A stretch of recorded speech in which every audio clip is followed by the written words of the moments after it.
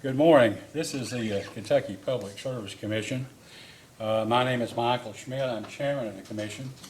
The two other members of this three-person commission are Robert Cicero, the vice chairman, and Dr. Talina Matthews, who is the third member. Neither Dr. Matthews nor Commissioner Cicero are present this morning. Dr. Matthews has announced that she has recused herself from this proceeding. But as far as I can tell, there's nothing has been filed in the record in any of these cases supporting her oral statement, so we'll see to it that is ultimately done.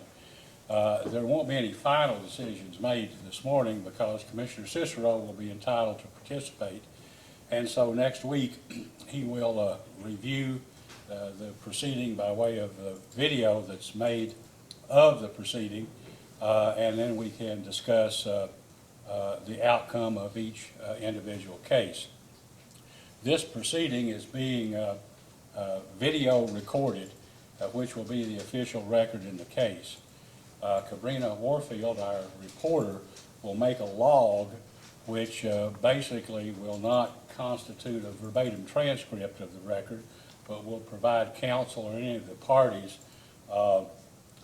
a list of what the testimony or questions and answers generally were or were about so that it can be found easily on the video.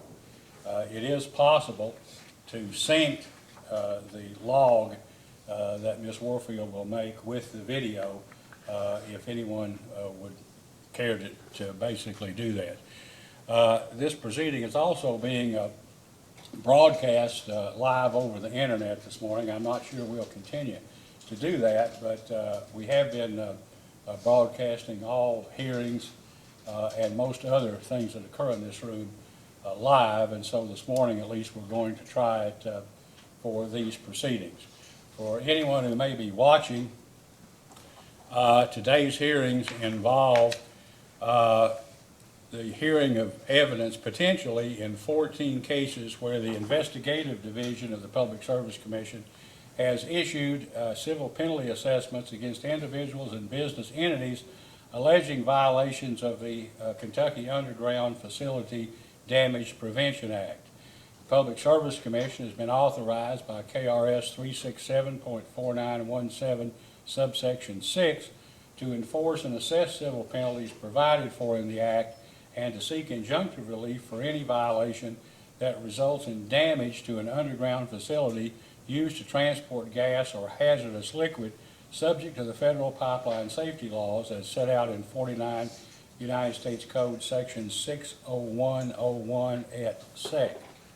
So this morning we have, I think, potentially 14 cases on the docket. But doubt that from looking out into the hearing room that there are 14 people here or 14 entities. So I'll call the docket and then ask Mr. Park, who's representing the Division of Inspections, about the status of these cases, whether anything has been done with respect to continuing any of the cases, and specifically whether service of process has been perfected. In the files that I have, it indicates that perhaps in one case there was service but no answer. Several others there have been answers. So once we get through that, then if we have a formal hearing or anything to be held, we can do that and get it out of the way pretty quickly. Okay, the first case that I have listed here is case 2019-00155, Burl Russell. Is Mr. Russell here? Mr. Park, do you know anything about Mr. Russell? We have not heard from Mr. Russell, Your Honor. Proof of service has been filed in the record yesterday indicating that service by certified mail return receipt was achieved. Okay. Mr. Russell, I did see the return on the certified mail for Mr. Russell. It was in the folder. Okay, so let's move on. Mr. Russell is not here. We'll call his name one more time before we're finished, to give him an opportunity. Perhaps he's late. Second case is 2019-00156, Keith Gutterman. Is Mr. Gutterman present? Apparently not. Has Mr. Gutterman been served, to your knowledge? No, Your Honor, we have not achieved service on Mr. Gutterman, therefore we request a continuance of this hearing to allow staff additional time to locate Mr. Gutterman and achieve service on him. Okay. That will be sustained. For the benefit of anyone here, anyone watching, we made a determination that these hearings will be held on the fourth Friday of every month. So the next potential hearing would be September 27th, after that October 25th, and after that November 22nd. So the third case is 2019-00158, Scott Excavating, Inc. Is anyone here on behalf of Scott Excavating, Inc.? Has Scott Excavating, Inc. been served with process? Yes, Mr. Chairman, Scott Excavating, Inc. has been served with process and proof of service has been filed in the record. 2019-00159, Bruce Hubbard. Is Mr. Hubbard present? Apparently not. Is there proof of service on Mr. Hubbard? No, Mr. Chairman, service has not been obtained on Mr. Hubbard, therefore we do request a continuance of this hearing until the September 27 date. But that will be sustained.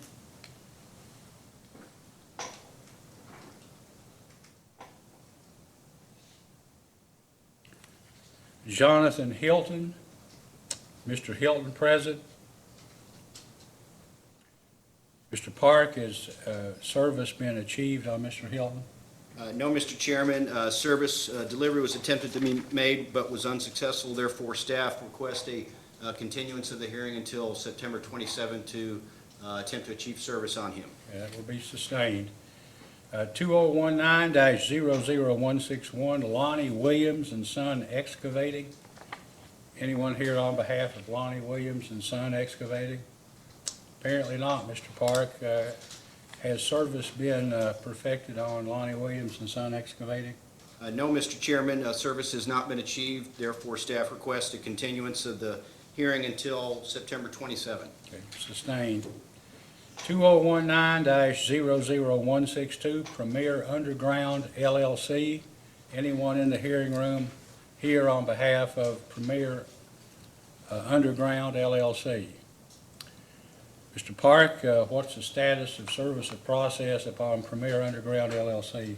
Mr. Chairman, service was obtained and proof of service has been filed in the record.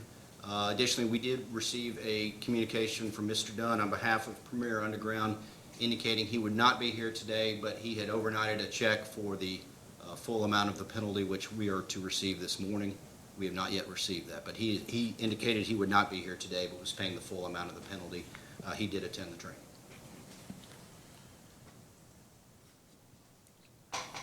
(2019-00163) George Tapp Excavation. Now, I thought I saw in the file maybe Mr. Tapp had filed an answer or written a letter, but I'm not sure. Mr. Tapp here? Mr. Tapp is not present, so Mr. Park, what's the status of Mr. Tapp in terms of service or? Service on Mr. Tapp was achieved and proof of service has been filed into the record. Additionally, an individual identifying himself as Mr. Tapp's father called this morning indicating that Mr. Tapp would not be appearing today and was at a medical appointment. Previously, the commission had ordered Mr. Tapp, if he wanted an excuse, he had to provide some sort of confirmation from a medical professional that he had an appointment, and no such confirmation has been filed in the record. Thank you. 2019-00164 Precision Flooring and Carpentry LLC. Anyone here on behalf of Precision Flooring and Carpentry LLC? Mr. Park, what is the status of Precision Flooring and Carpeting LLC? Mr. Chairman, service has not been achieved on Precision Flooring, and therefore staff requests a continuance of the hearing until September 27. That's sustained. 2019-00166, Lineman Farms, LLC. Anyone here on behalf of Lineman Farms, LLC? No one speaking up. Mr. Park, what's the status of Lineman Farms, LLC? Mr. Chairman, service has not been obtained on Lyman Farms, therefore staff requests a continuance of the hearing until September 27. Sustained. 2019-00167, Hayden Construction Company. Anyone here on behalf of Hayden Construction Company? Mr. Park. Mr. Chairman, service was obtained on Hayden Construction and proof of service has been filed in the record. 2019-00168, Prodigy Construction Corporation, Inc. Is anyone in the hearing room on behalf of Prodigy Construction Corporation, Inc.? Yes, sir. Yes, sir. Okay.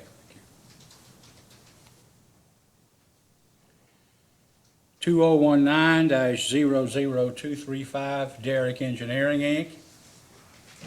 Mr. Chairman, David Blanford and Russ Gates on behalf of Derrick. Okay, thank you. 2019-00236, Marcus Hensley. Derrick. You're Mr. Hensley. Thank you. Okay. Fine. All right. I guess the Mr. Russell Scott Excavation Premier Underground LLC, Mr. Tapp, and Hayden Construction are all before the commission, but have not appeared, at least to date. So what we will do is pass those cases to the end, and if they appear, we'll proceed and give them an opportunity to participate, and if not, Mr. Park, I'll ask you to go ahead and put on the evidence on behalf of the investigation or investigative division, and then we'll see how that, we'll just submit it on the record on what we have.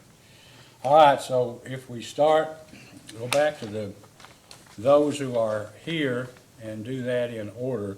Let me ask first, Mr. Hensley, are you here by yourself? You're not representing the council, and you don't have you don't have any witnesses other than yourself, correct? Okay.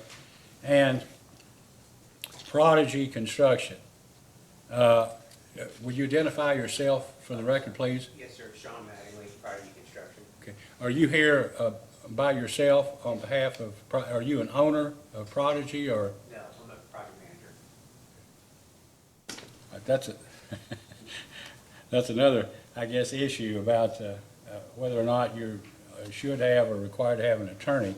But then Derrick Enterprises, Inc., Mr. Blanford, correct?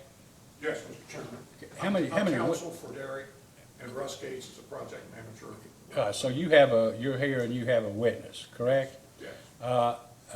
Because of that, I'd probably let you go first, or let Mr. Park put on his case first, and you'll have a chance to cross-examine and then put on your witness, unless there's something else you'd like to bring to the attention of the commission before we start. Mr. Chairman, we did exchange photographs this week with Mr. Park and Ms. Frederick.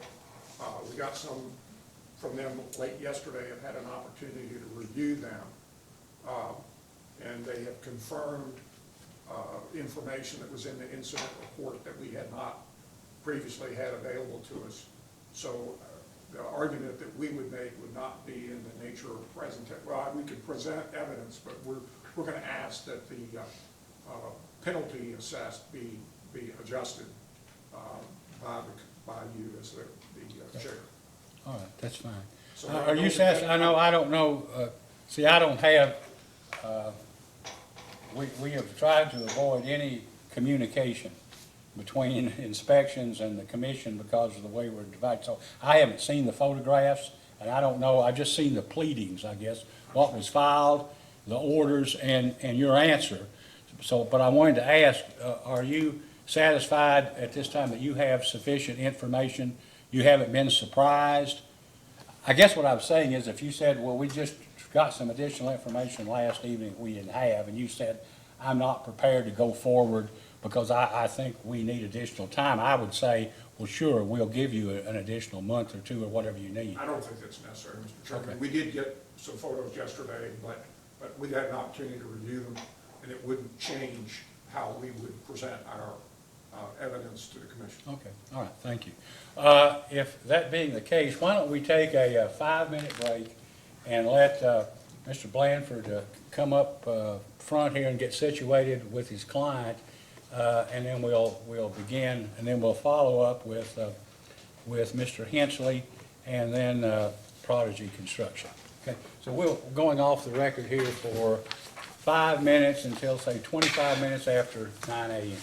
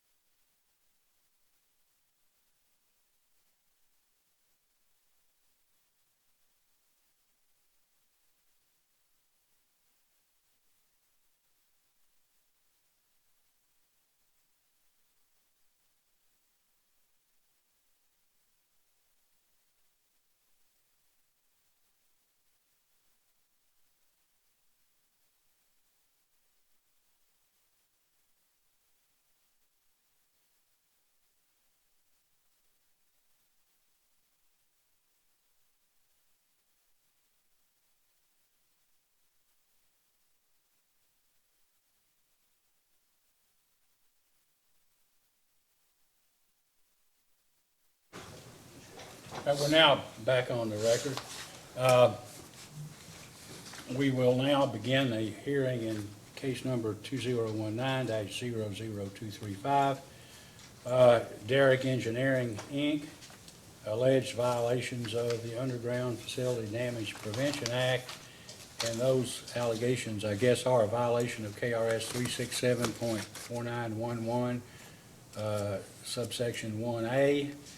Each excavator or person responsible for an excavation, planning, excavation, or demolition work shall, not less than 2 full working days nor more than 10 full working days prior to commencing work, notify each affected operator of the excavator's intended work and work schedule. Contacting the applicable protection notification center shall satisfy this requirement. And then I think the second allegation or alleged violation is of KRS 367.4911 subsection 10, when excavation or demolition is necessary within the approximate location of the underground facility, the excavator shall hand dig or use non-intrusive means to avoid damage to the underground facility. As I understand it, Mr. Park, that is the limit of the allegations. There are no more alleged violations of the act other than the 2 set out in the initiating order. That is correct. Is that correct, Mr. Blanford? That's my understanding, So Mr. that's Chairman. what we're limited to. All right, at this time for the record then, Mr. Park, would you please identify yourself, your client, those with you here for the purposes of the record? Then I'll ask Mr. Blanford to do the same. Yes, John Park, staff attorney with commission staff, and with me today is Tina Frederick, staff attorney. Thank you. And Mr. Lyons, the Director of Division of Inspections, is with me at the table. How many witnesses will you expect to have, Mr. Park? We will have 2. No, I apologize, 3. Different witness for each of the Okay, 3. well, who will they be? Certainly. John Goins will be the witness in Derrick Engineering Case 2019-235. John Lyons will be the witness in Marcus Hensley Case 2019-00236. And Mike Nance will be the witness in Prodigy Construction, case number 2019-00168. Okay, well, I'm sorry, well, insofar as this case is concerned involving Derrick Engineering, you have one witness, Yes. Mr. Goins, is that correct? At this time, Mr. Blanford, would you please identify yourself for the record along with your client and your witness? Thank you, Mr. Chair. David Blanford, Ackerson and Yan, law firm in Louisville, Kentucky. Counsel for Derrick Engineering, Inc. We have present one witness to testify this morning, and that is Mr. Russ Gates, who is the project manager for the project in issue in this incident report. Since this is the first, we've had several types of hearings before this commission, but this is involving different areas of the law. So this is the first group of hearings that we've had involving the so-called dig law. Normally, there isn't any sort of post-hearing conclusory remarks or closing by counsel. But in this case, when we get through with the testimony, I will offer you, if you want to make a statement, Mr. Blanford, and then Mr. Park, or vice versa. If you'd like to make sort of a 5-minute statement summarizing your position or opinion, and you may do that or may not. I'll also offer you the opportunity, if you want to file a short brief or a memo or something setting out what your position is, I'll do that as well. Just wanted to let you know how we'll go, because I think this will go very, very short. I don't think it'll take very long. Okay, Mr. Park, call your witness. Yes, staff calls John Goins. Mr. Chair and Mr. Park, in order to confirm the conversations that we've had, we're willing to stipulate to the accuracy of the incident report.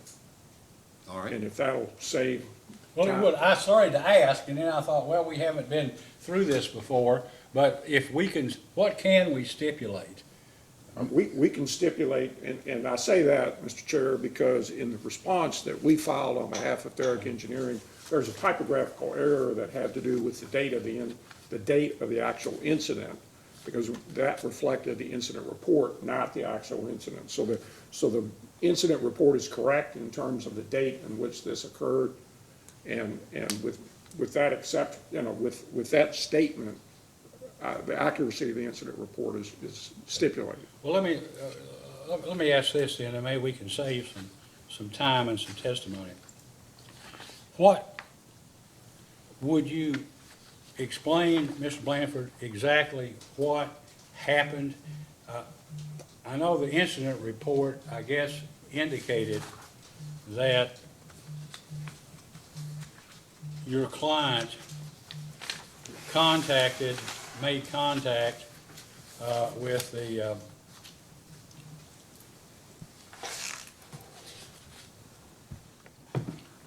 the appropriate officials, that the line was marked, but because of inclement weather, Derrick could not get to the site within the time period allotted. That's correct. And when they went back or started to work, the line, apparently they'd been out there before and seen the marked lines, that the markers were still in place, there had been no change. That's Is correct. that correct? That's correct. And so there was no subsequent notification to come out and mark the line again, which would have been required by the statute. That's correct. So- And the confusion there, Mr. Chair, just for purposes of the commission, is that the statute differentiates between working days and calendar days. And our call back period had not expired had that been a working day requirement, but it's a calendar day requirement. So from Derrick's perspective, there was some confusion on its part, and that's why the call was not made back within the 21-day period. Okay, so then when Derrick Engineering goes out and they are working they commenced work within the marked area, correct? Hand excavation. Hand excavation, and what happened? They found the electric line and they found the gas line. But the gas line was a private line, which hadn't been reflected on any of the markings or any of the reportings. And so the excavator assumed that the marking of the public line, which was ultimately damaged, was incorrect because they had found a gas line that was a private line that no one knew was there. So then when they did excavate, they hit the public line, which we now know from the information we got yesterday from Mr. Park, was properly marked. So the second line that was basically contacted and presumably damaged, correct? It was was. damaged, was within the marked boundary. Is that true? It was. But the assumption was that since you found one line and it was protected or not damaged or whatever, you had no reason to believe that there would have been a second line within the same marked boundary. That's correct. That's your position? Is that it? That's correct. And those are the mitigating circumstances that Derrick would present in support of its position that the penalties assessed with this incident should be adjusted and reduced. All right, so is it accurate to say that the questions that I've asked you and the answers you've given basically are correct, and that the commission, myself, Commissioner Cicero later on, can rely on those facts as having been admitted or established without presenting Mr. Goen as a witness? Absolutely, Mr. Chair. So what your position really is one of mitigation of damages or mitigation of the civil penalty, correct? Correct. Mr. Park, what's your position? Well, we certainly agree that the excavating on an expired dig ticket is a clear violation.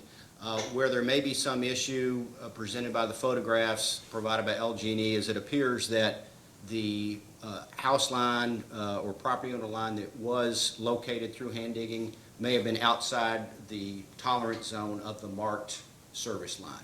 So our position would be is if they were digging outside the zone of tolerance and found a line, that would not entitle them to believe there was no service line within the zone of tolerance based upon the marking.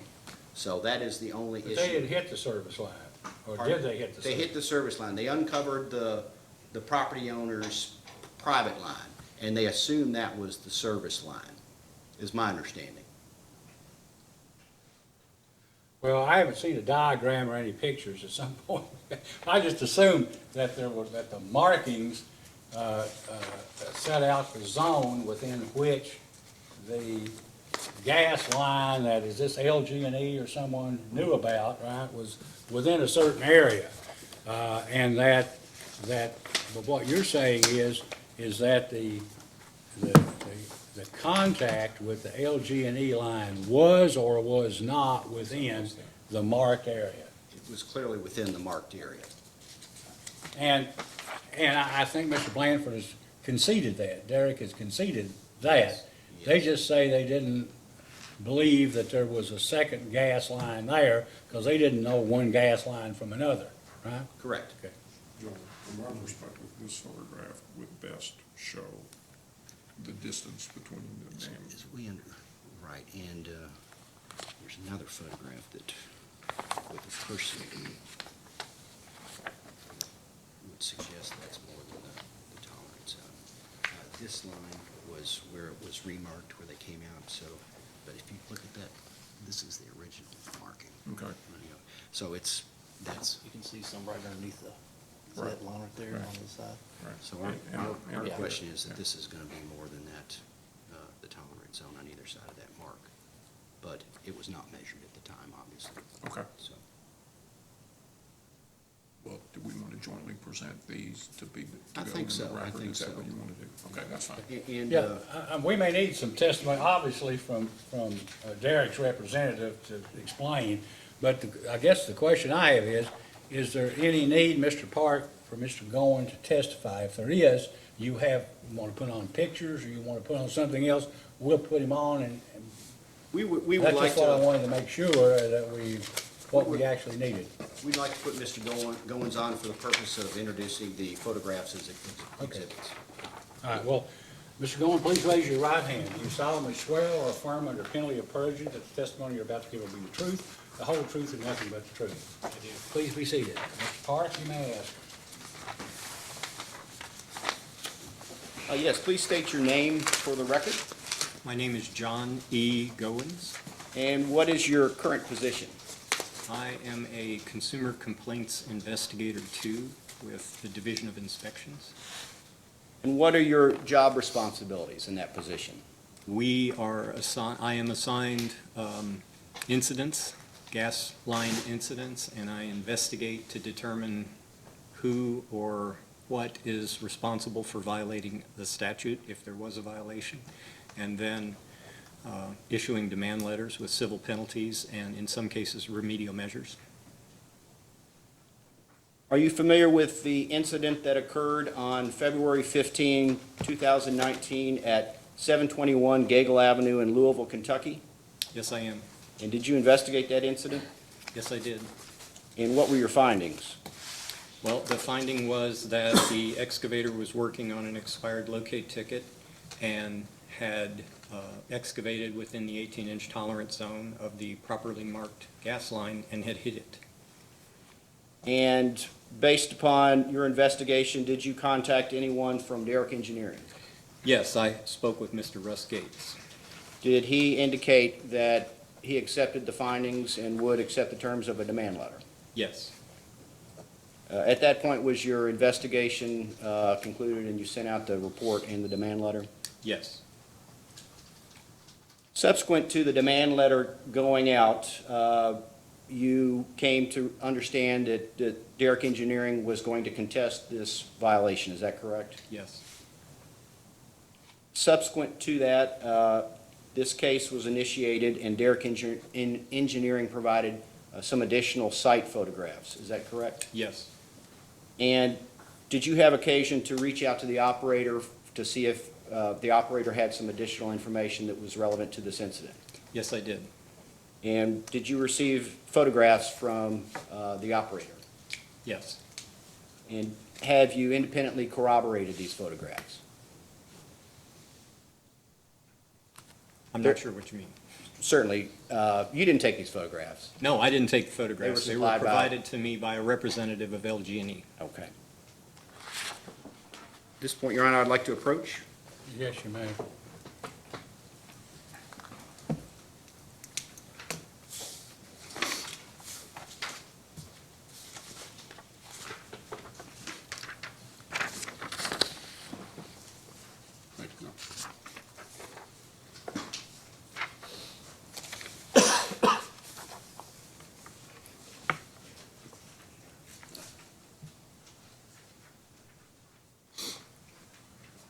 And to confirm, Mr. Goins, well, first, Mr. Chairman, staff would like to move for admission of this document as PSC Exhibit Number 1, although it's marked Number 2.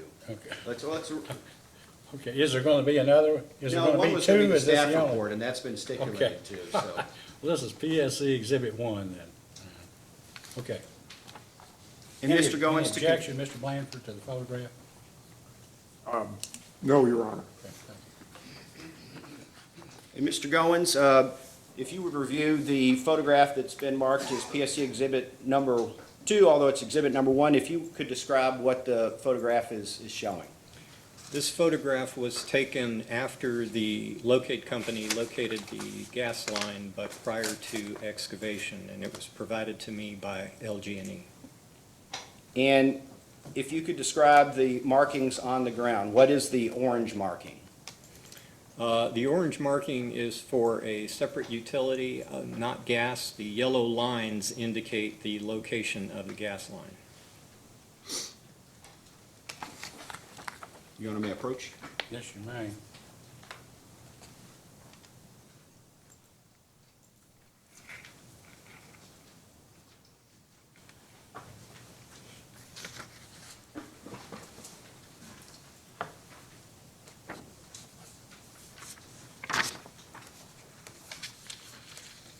Thank you.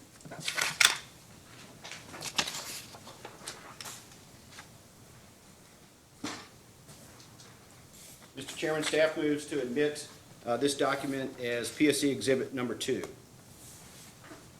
Mr. Blanford, you have any No objection? objection, Mr. Chair. Let it be admitted as PSC Exhibit 2. Mr. Growens, what is this a photograph of? This photograph shows the excavation. It shows the damage of the service line. It also shows some yellow marks that were done after the damage to identify the private line. And the marks that were added subsequent to the excavation damage, the yellow marks you referred to that mark the private line, that's on the left side of the photograph? It is to the left, and it is closest to the orange marks. And there is no measurement on the photograph of its distance to the marking of the service line, the originally marked line. Can you estimate if that's within the tolerance zone where the private line was hit? By looking at the legs of the individual in the picture, I felt like that distance was beyond 18 inches. And that is your opinion? Yes.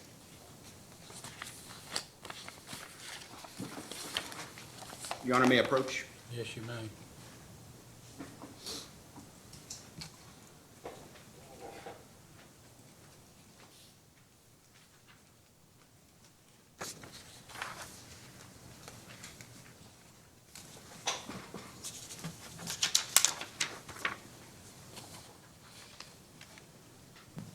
Will this be Exhibit 3? Yes. Yes, Your Honor. Staff moves to admit this document as PSC Exhibit 3.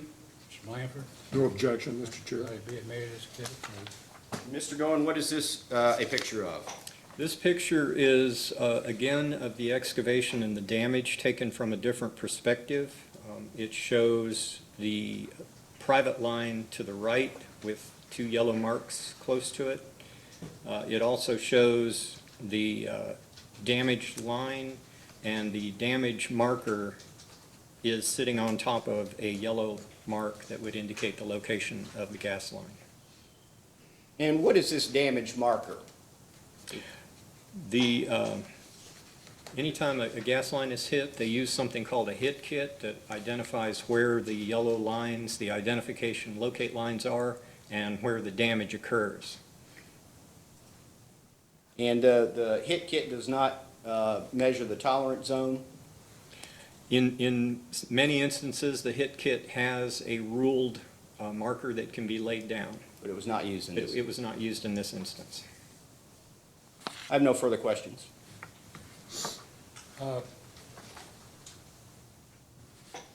Mr. Blanford, cross-examination? Mr. Goins, who placed the damage marker shown in Exhibits 2 and 3? I don't have any knowledge of that.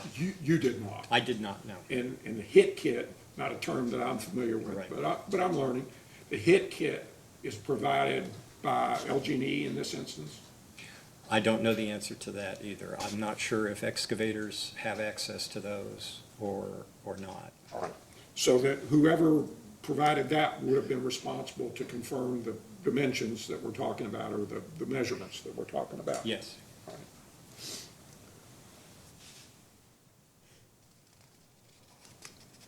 And it is, so that I understand, it's your position that 18 inches on either side of the marked area is the area of, help me, It's called the tolerance zone. Tolerance In that zone, I'm area, sorry.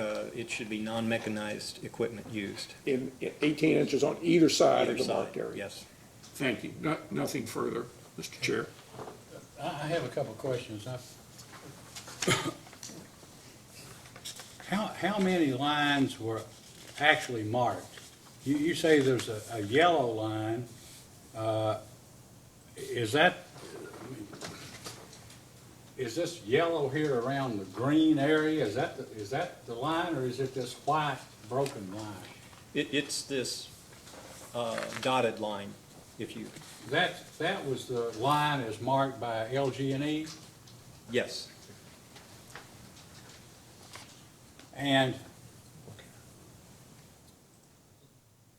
as I understand it, what you're saying is, or the allegation is that moving from, I guess, left to right on this photograph on PSC Exhibit 1, Derek was moving from left to right and encountered a private gas line somewhere before the dotted mark line. Is that correct? Yes, sir. And at that point, they were hand digging, and that was as it should have been, correct? Yes. But after they got past, or had passed the first gas line, the private gas line, they went to mechanical digging and then damaged the LG&E line. Yes. Is that correct? And the LG&E line is the line that's shown in Exhibit 3, PSC Exhibit 3, beside the damage marker, and it's bent. The line is bent, correct? Yes.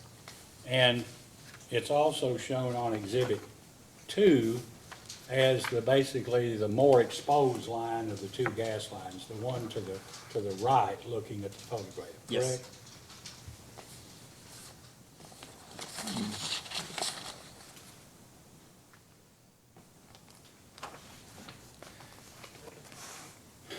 Insofar as Derrick Engineering is concerned, do you know,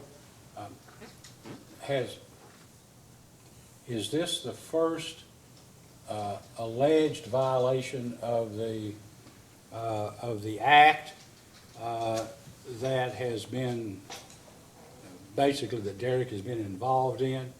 No, Okay. this is the third. This is the third. Okay, the other two are immaterial except for the fact that I guess if there was were penalties paid, or what happened with the other two? With the first one, they paid $250 civil penalty and attended training on Monday. Okay. And on the second one, they paid $2,000 civil penalty. So what is the, as far as you know, I mean, asking you as inspector, I guess, what is the proposed, or what is the maximum civil penalty that Derek would be exposed to as a result of this alleged violation? $4,000. $4,000. I have no further questions. But you want to go, let's go back again. Mr. Park, do you have anything? No Any further redirect? questions for Mr. Mr. Goins. Blanford, any questions? I did have one question. Mr. Goins, the Exhibit 3, Yes. all right, we got the damage marker and the Yes. gas line that was damaged just immediately to the right of that damage marker.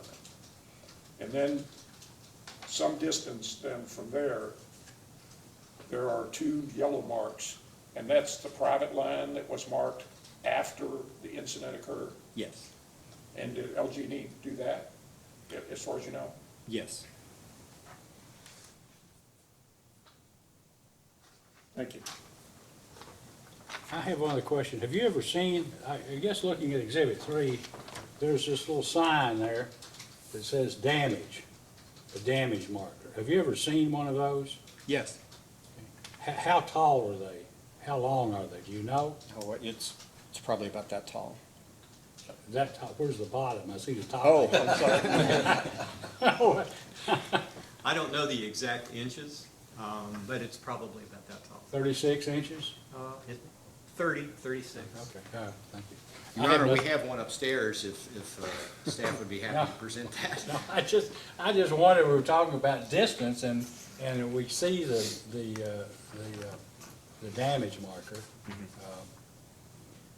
And it looks to me like the distance between the 2 pipes is, you know, at least a couple times longer than the damage marker is tall, but I have nothing further. Anything else, Mr. Blanford? Nothing further, no. No Mr. further Park? questions. May this witness be excused or step down for the time being? You may step down, Mr. Goins. Any other witnesses, Mr. Park? No, Your Honor. Okay, Mr. Blanford, would you like to call your witness? Call Russ Gates. Mr. Gates.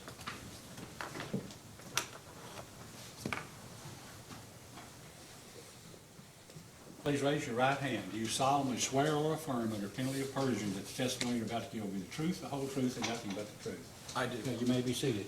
Mr. Blanford? Thank you, Mr. Chair. State your name for the record, please. Russell L. Gates, Mr. Gates, where are you employed? Derrick Engineering, Louisville, Kentucky. What does Derrick Engineering do? We are a commercial general contractor. How long have you worked there? I have worked there 17 years, And what's your position? senior project manager. What does the senior project manager do? I meet clients, prepare bids, sell the job, order all material, make sure the job's completed, schedule, finalize. I'm not in the field, actually. Is it your responsibility to oversee incidents that might occur during the course of performance? Yes, Are you familiar with the incident involving this property on Gago Avenue that we're here for today? yes, this is one of my personal projects. And explain to me how you are withdrawn. When this project was undertaken, before the excavation occurred, was a call made to the bud line or the dig line? Yes, it was. And what happened next? During February, we had a lot of rain. We weren't, and it's also been noted, this is right next to a very steep hill where we had to excavate for the transformer. So we weren't able to get to the site in a timely manner. How long did it take to get to the site to actually begin I believe it excavation? was 22 days. And was that was calendar days, not work days? That was calendar days. Had the utilities been marked, or had there been markings made? Yes. Following that call in? Yes, And were within 2 days. when the excavation began, were those markings still present? Yes, they were. So the weather or any change in conditions hadn't changed those markings? No, They were the same? yes. Why didn't you call back within the 21 days? My superintendent was unaware of the difference between the calendar days and the working days. All right. Have you now met with that superintendent as well as other superintendents to help them understand that distinction? Yes, we have gone clearly over the statute with all of our superintendents and all of our operators. Now, there was some mention made by the chairman of the previous incidents for which Derek has been noticed of a violation and penalties paid and some training classes attended. Did you attend that training class? Yes, I did. When was it? August 5th, So Monday of this. 2019. Monday of this week? yes. And do you recall were the notices of the withdrawn? Where were the previous incidents for which reports were issued? They Where were was the project? Burger King in Florence, Kentucky. And the other two incident reports, did they both pertain to that project? Yes, And do you recall what those incident reports were about? they both were gas line. On that particular project, the superintendent, we had nothing to do on the non-private part of the property, and we called an independent company to come out, a company called Pinpoint, and they showed us where all the lines were. He neglected to call Bud, though. Why didn't he call Bud?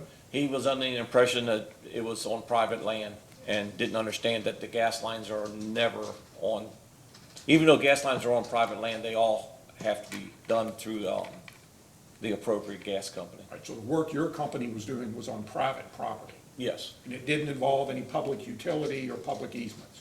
correct.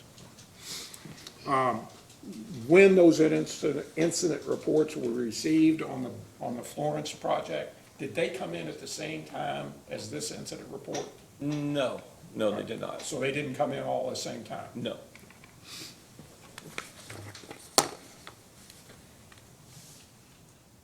Okay, explain then, we're going back to the incident report there on Gable. The markings have been made, and your folks are ready to excavate. What did they do next? They hand dug where the electrical markings were, and as they proceeded past the electrical markings, they found a gas line. All right. Did they hand dig in the area of the broken yellow line markings shown on a PSC Exhibit 1? No, they did not. All right, so they hand dug to the left of that as you're Yes. looking at that? All right. And what happened when they hand dug? When they hand dug, they found a gas line, which they unfortunately assumed was the gas line for the service. And was that marked as a gas line? No, it was not. Then what happened? We proceeded to excavate with our backhoe, and within a couple of minutes, they hit the house line. The service line. And that's the public line. Correct. Has Derek compensated LG&E for the repairs to the damage to that line? Yes, we have.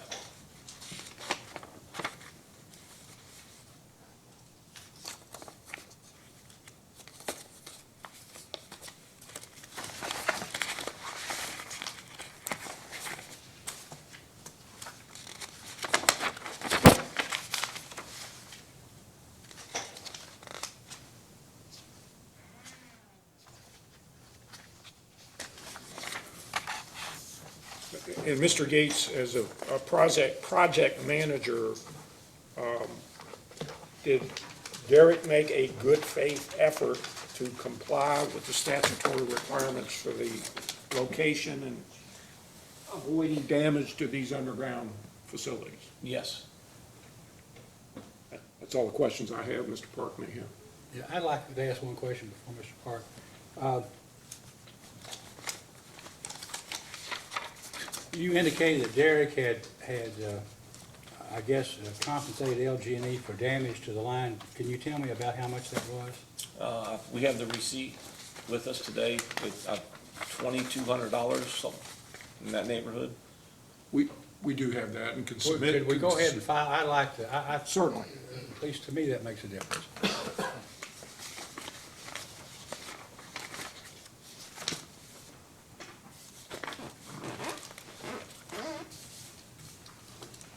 David, there's another copy in my file. I've got it somewhere, it's just buried in these photographs. Yeah, we can get someone to make a copy real quick and then get yours back to you. Mr. Parker, is there somebody here who can make a copy, so that we can, make one to introduce, maybe get a couple and then, give Mr. Blanford his back? Okay.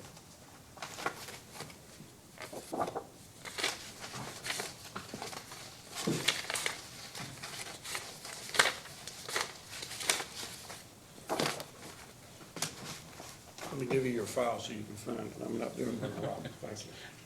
I'm a terrible paper manager. Well, it's the And photographs. empathize, with your decision. I know we got it.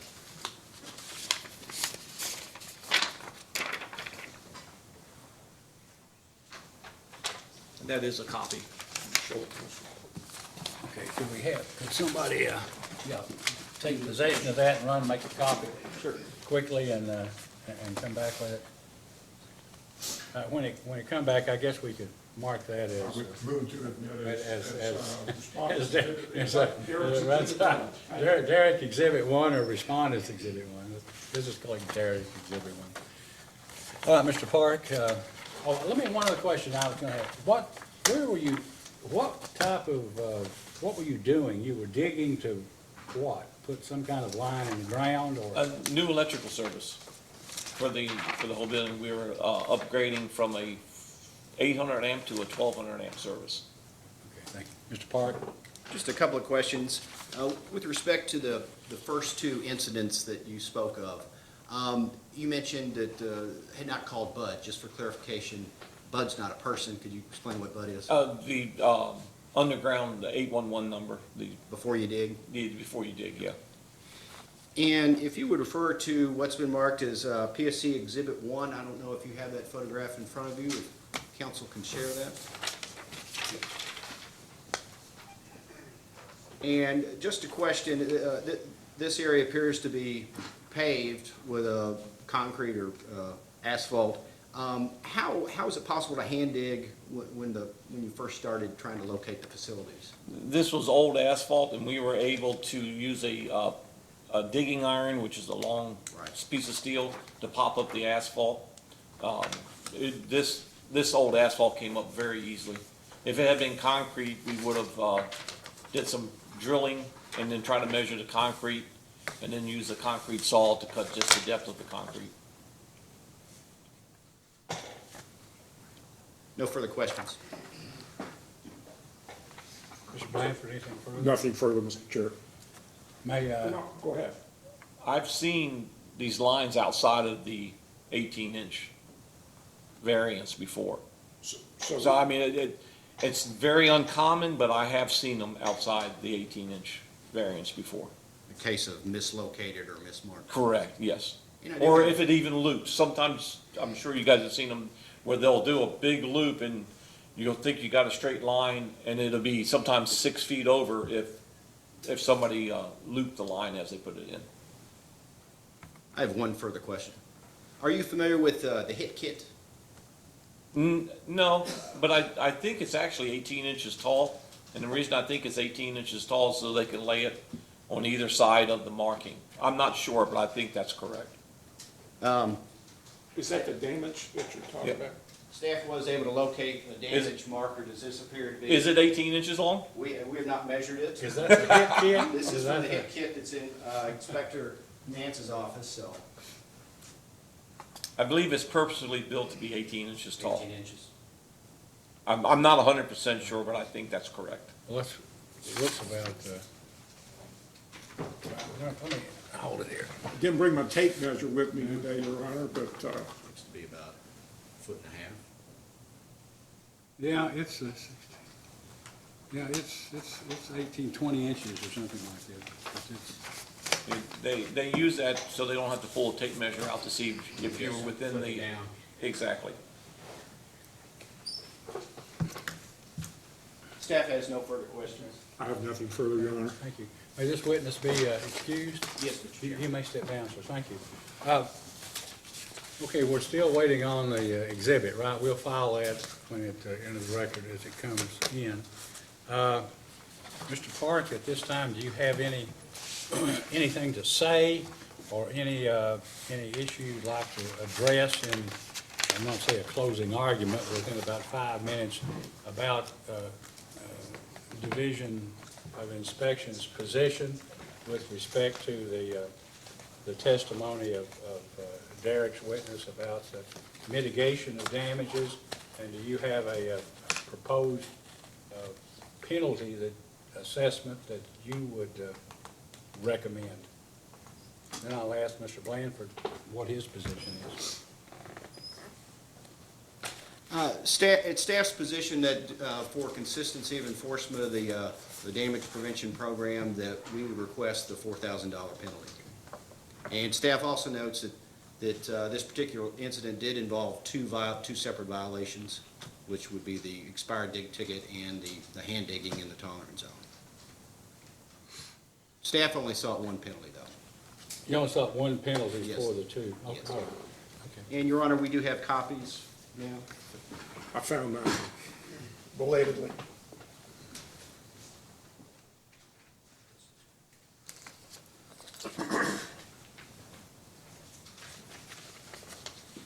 You want me to mark exhibit, Yes, if respondents you exhibit would, one? Mr. Sure. Blandford, thank you.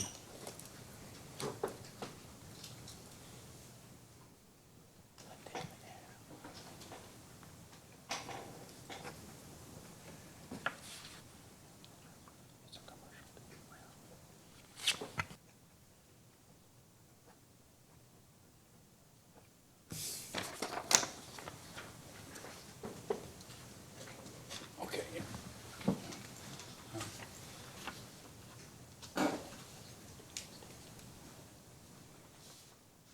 Mr. Chair, what we presented as Derek Exhibit Number 1 is an invoice from LG&E to Derek Engineering dated March 23, 2019 for $2,157.49 with a notation that it was paid on or about March 19.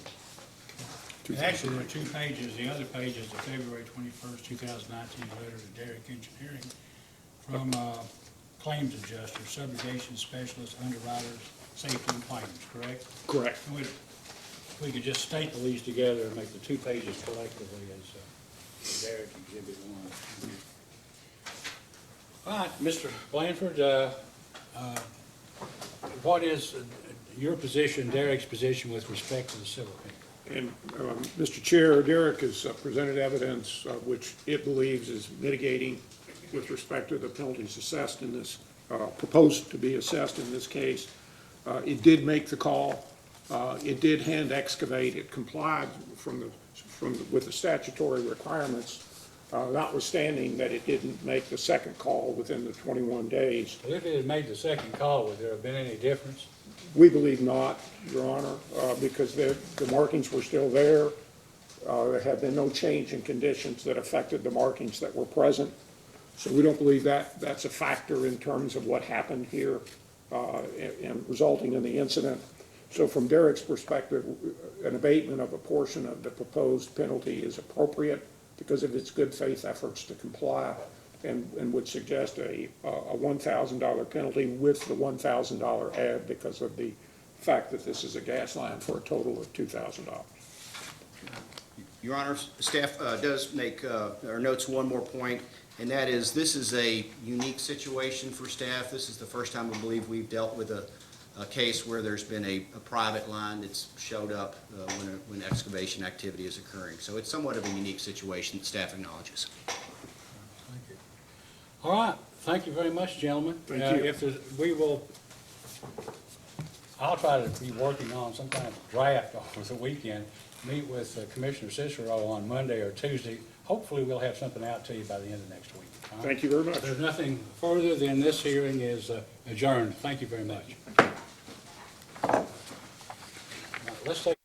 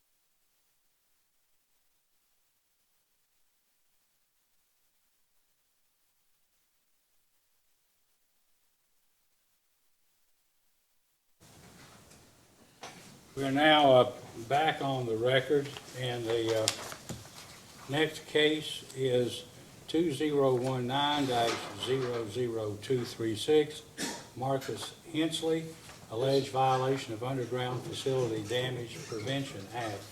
Mr. Hensley, would you please come up and have a seat at the table? I think there's a microphone there. You can probably see. There's supposed to be one on the desk. All right, sure. Okay, the allegations, Mr. Hensley, are, let me read them before we start.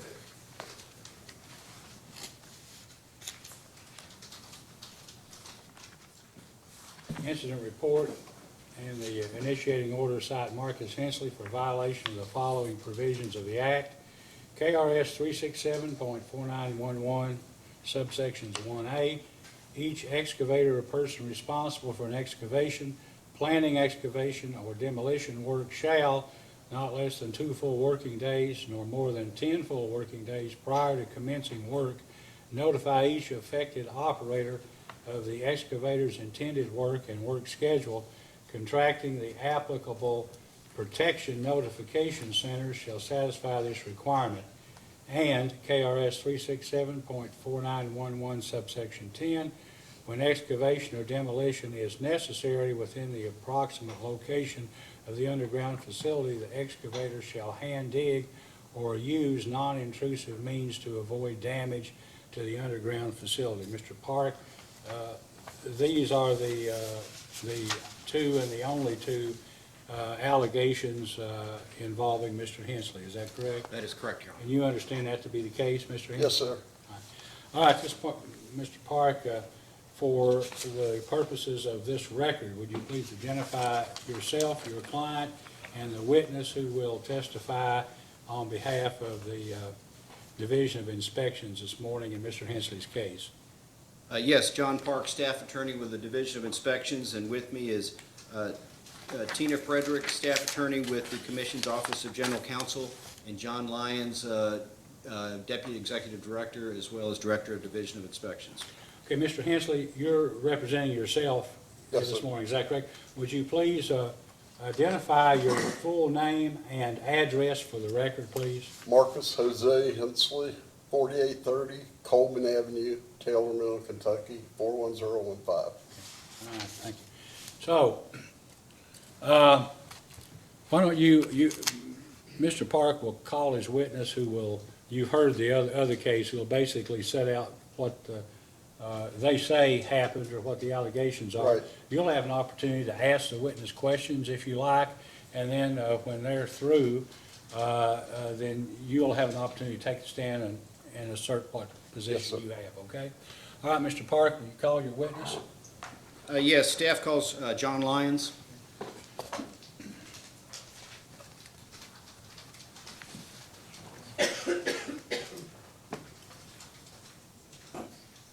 Mr. Lyons, please raise your right hand. Do you solemnly swear or affirm under penalty of perjury that the testimony you're about to give will be the truth, the whole truth, and nothing but the truth? I do. You may be seated.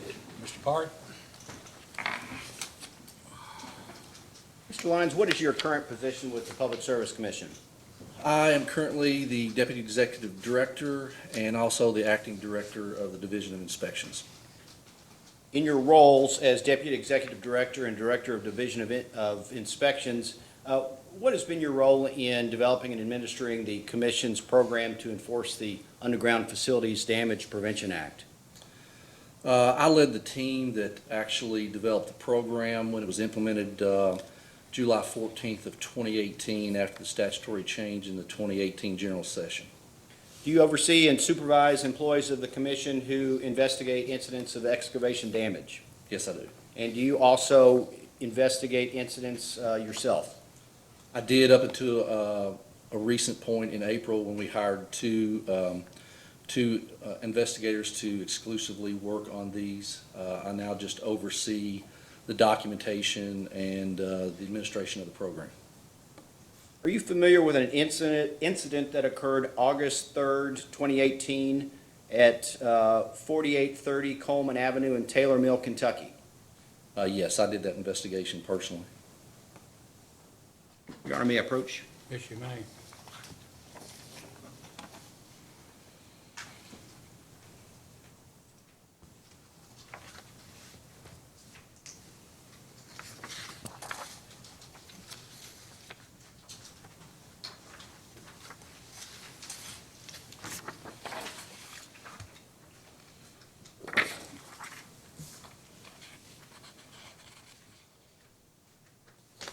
Mr. Lyons, are you familiar with this document that I handed you?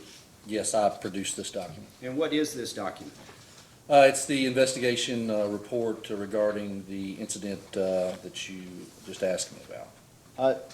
Staff moves that this document, the staff report, be admitted as PSC Exhibit 1. Have you seen the report to Mr. Hensley? Yes, I sir. think it was attached. Okay. Well, let it be admitted, the investigative report be admitted as PSC Exhibit 1. And could you tell me the substance of your investigation? What did you do and what were your conclusions? Duke, the utility Duke that we regulate and is responsible for these gas lines, they're responsible for reporting damages to gas lines as of July 14, 2018, along with any other regulated gas operator. They reported the incident that initiated this investigation. That report was submitted to us on August the 29th, indicating the incident date of August the 3rd, 2018. At that point, I, as common practice for investigative process, we take the operator's report and we contact all individuals that are involved in the particular incident. We do not take the operator at their word of what they reported. Commonly, that might be reported by somebody that doesn't have knowledge of the incident directly. In Duke's case, they actually have a third-party investigative firm that does the investigations on damages, and they submit those to Duke for submittal to us. At that point, it indicated that Mr. Hensley had damaged his own service line in his yard with a backhoe and did not have a dig ticket or a bud ticket. I called Mr. Hensley and we went through the process, had the conversation, and it's a fairly lengthy investigation that I did and asking several questions, communicating with Mr. Hensley multiple times through not only phone but through email, and I arrived at the conclusion that Mr. Hensley was in violation of KRS 367 for not having called 811 and also using mechanized equipment in the tolerance zone of the damaged service line. Was a demand letter issued for this incident? Yes, it was. And what were the terms of the demand letter to resolve this incident? As common with all first-time offenders, we offer a reduced penalty from the statutory maximum, which would be $1,250, that being $250 for the first event, and plus $1,000 for it involving a natural gas or hazardous liquid, for a total of $1,250. I explained to Mr. Hensley that let me go back. Let me backtrack. For homeowners, for private homeowners, we don't assess the $1,250. That's for commercial excavators. We consider homeowners not being in the business of knowing necessarily the law, nor doing this on a day-to-day basis. We actually do a $500 penalty, which is less than the statutory maximum. And if they'll agree to come to training, we reduce that to $100 with $400 suspended. I'm sorry, I misspoke there about the difference between commercial and homeowner. But given that, that is what I discussed with Mr. Hensley, and he agreed to those terms, and then I sent the demand letter with the investigation report. And did Mr. Hensley agree to the terms that were set forth in the demand letter? Yes, Did he pay the proposed penalty of $100? he did. And did he attend the mandatory training? He did not. We received a call the day of the training indicating that he would not be attending. And which training session was this? February 4th, 2018. At the time, we were having these on a quarterly basis, and that was I believe that was the third event that we'd had at that point in time. Nothing further, Your Honor. Let me ask a question before you do. What, do you have, are there training sessions scheduled, any schedule for the remainder of this year? Yes, Your Honor, there is one scheduled for September the 9th, and we will undoubtedly have more scheduled. I think we actually have one on the calendar for November as well at this point in time. Nothing further. You may ask, Mr. Hensley.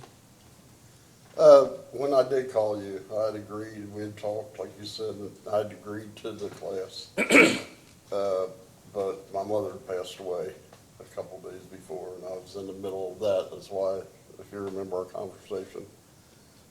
I don't, I recall talking to you about your mother being ill in the original investigation, but I don't know that I personally talked to you when you called on February the 4th. I think you may have talked to Mr. Nance, Okay. if I recall.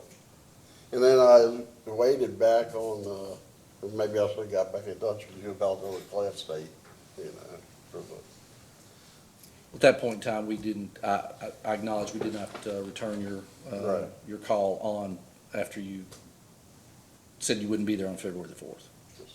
thank you. That's all. I I'm have guilty. nothing else, Mr. I did bust the line, I mean, I have but nothing. I did hand dig it, if I could say that.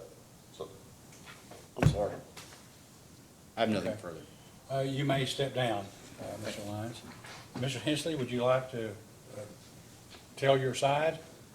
Well, I guess I will.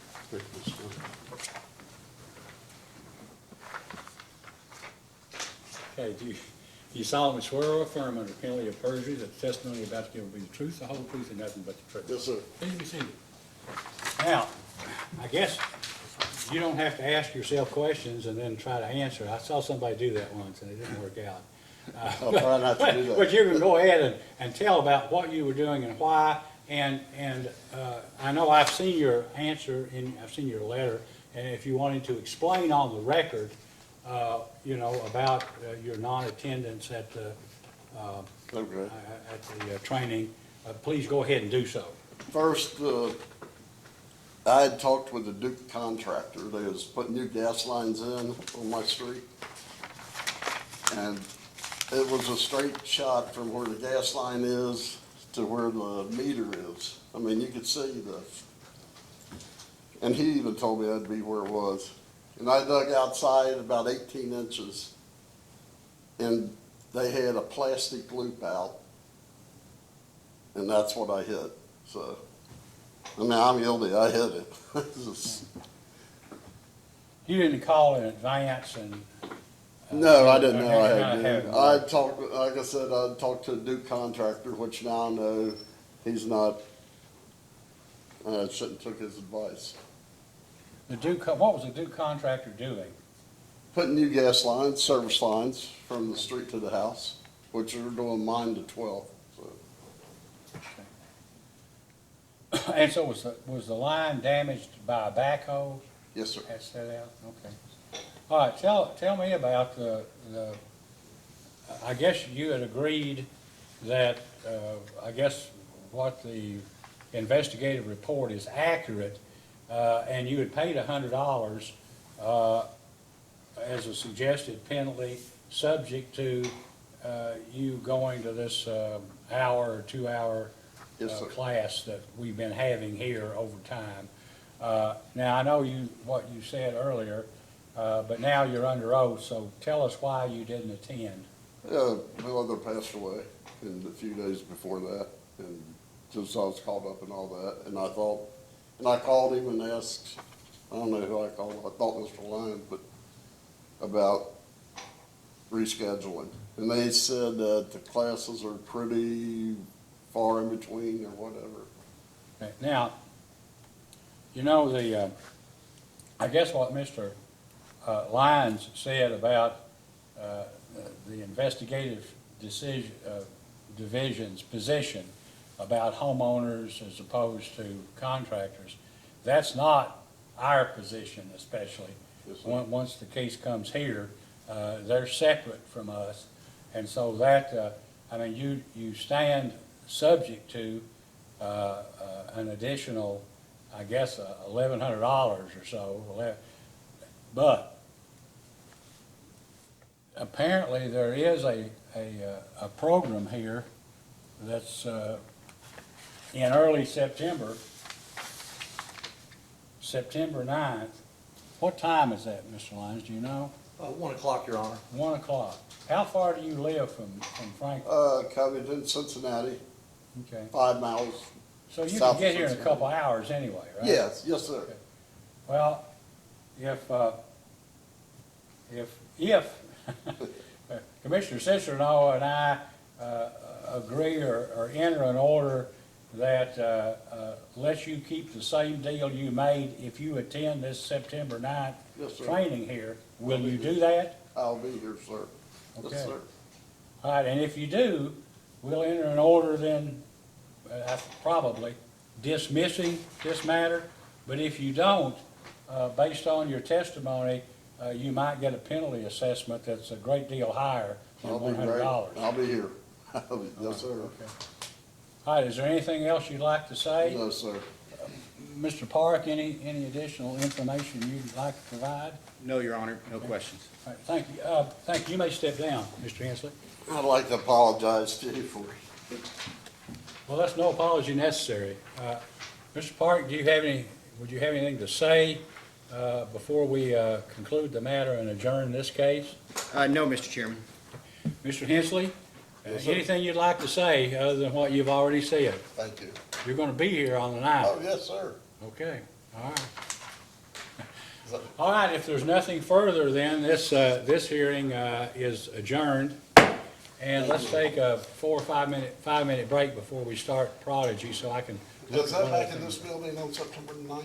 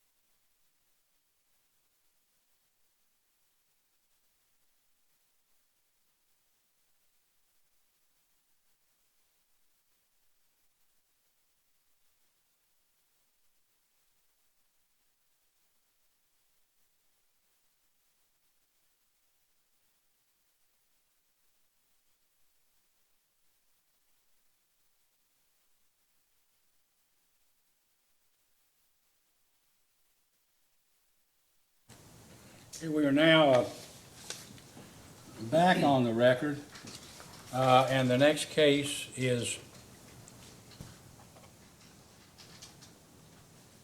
well, if I can get the number. Case number 2019-00168, Prodigy Construction Corp., Inc.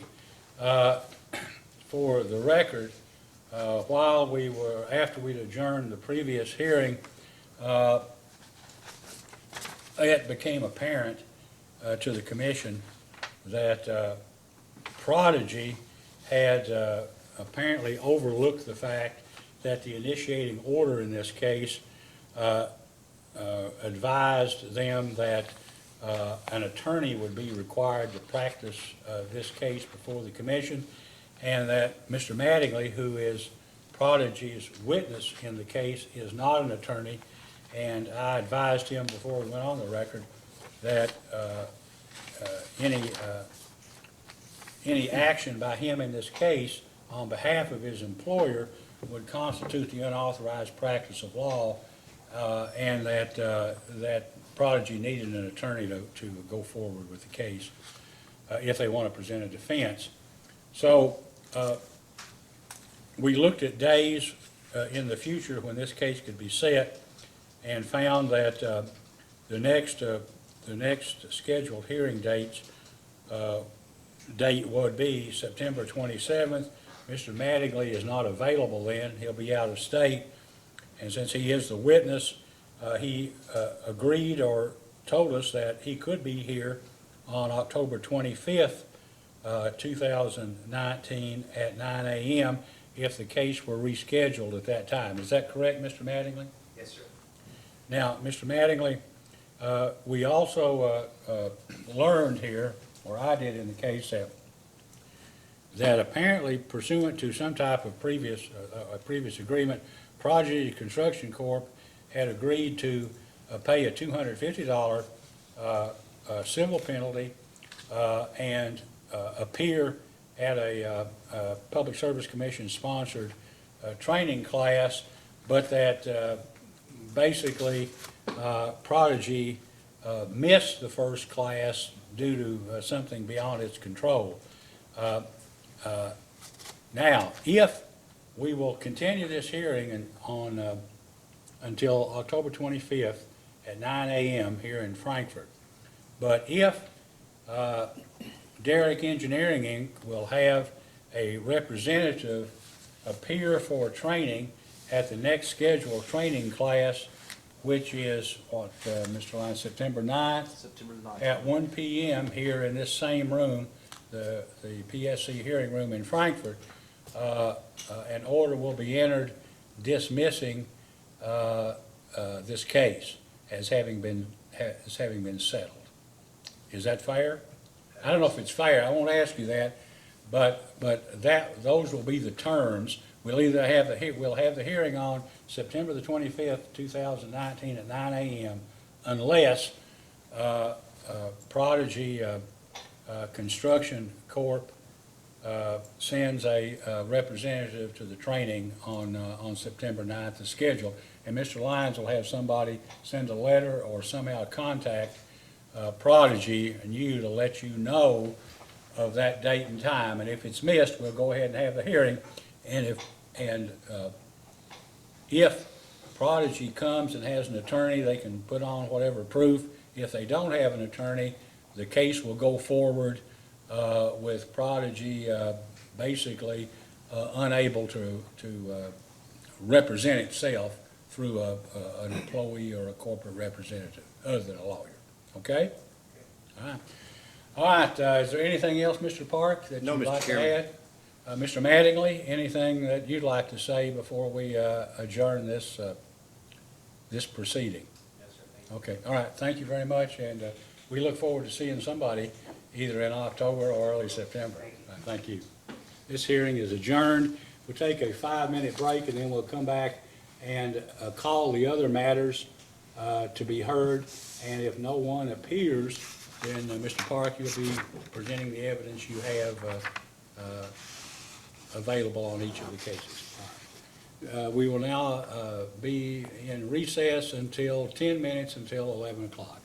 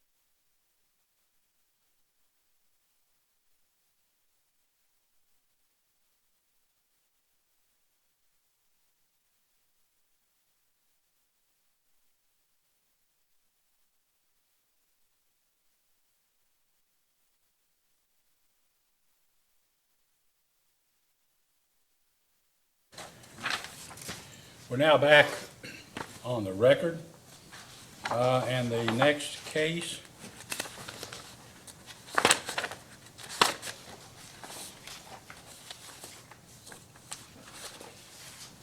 is case number 2019-00155, Burl Russell, alleged violation of Underground Facility Damage Prevention Act. Is Mr. Russell in the hearing room? This is the second call for Mr. Russell. His hearing was scheduled at 9 a.m. It's now about 10:50, 4 or 10:55 a.m. No one is here. Mr. Russell is charged with, or the allegations are that he violated KRS 367.49111A. Each excavator or person responsible for an excavation, planning excavation or demolition work shall, not less than 2 full working days, nor more than 10 full working days prior to commencing work, notify each affected operator of the excavator's intended work and work schedule. Contacting the applicable protection notification centers shall satisfy this requirement. Mr. Park, is that the only charge or allegation against Mr. Russell? Yes, that is correct. And as I understand it, Mr. Russell has been served with process, correct? That is correct, and proof of service has been filed in the record. Well, Mr. Russell apparently has determined not to appear in the case, so do you have a witness or witnesses to take the stand and testify about the allegations? Yes, Mr. Chairman, staff has one witness and would like to call Mr. John Lyons. Okay, Mr. Lyons, please take the stand.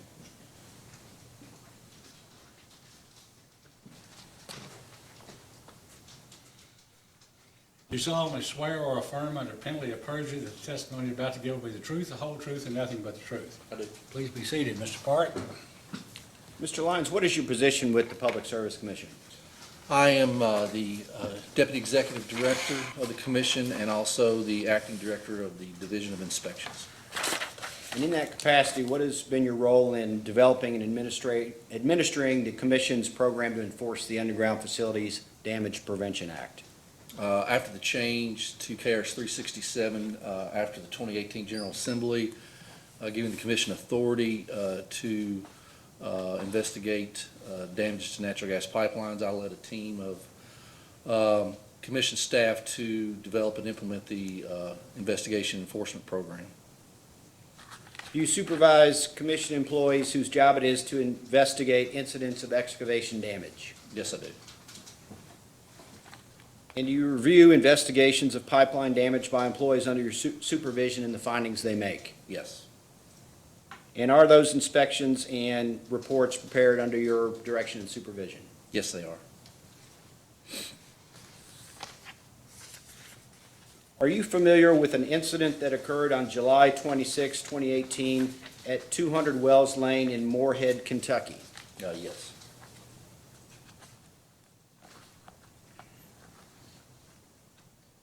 May I approach you? Yes, you may.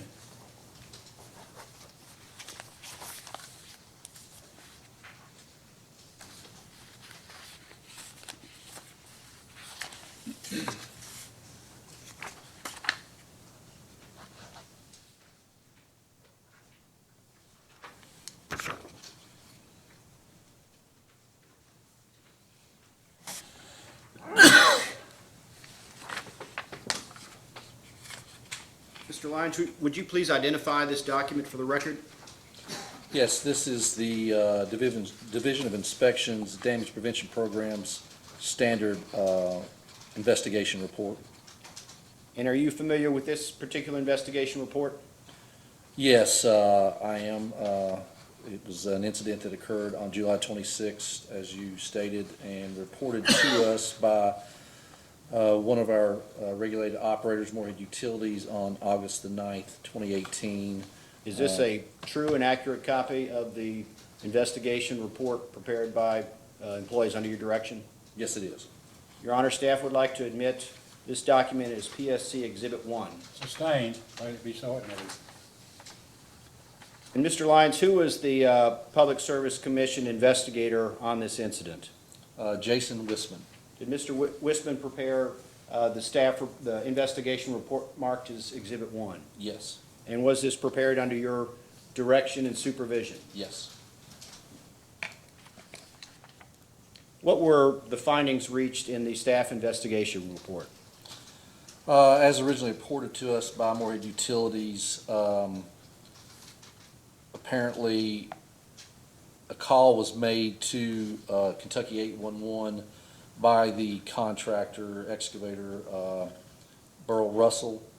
However, excavation did not take place until some 3 months afterwards, and the marks were no longer there, and the contractor hit the service line. How do commission investigators determine whether a locate request was made, and if so, when that request was made? Typically, we will have a dig ticket number, a Kentucky 811 dig ticket number.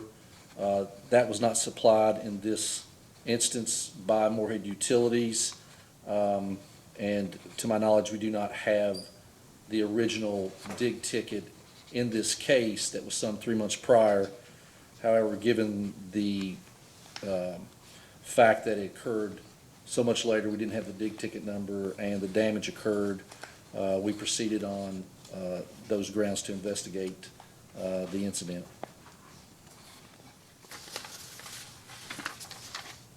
And based upon the results of the investigation, was a demand letter issued to Mr. Russell? Yes, Mr. Wisman contacted Mr. Russell, and it was explained the incident, what was reported to us. He apparently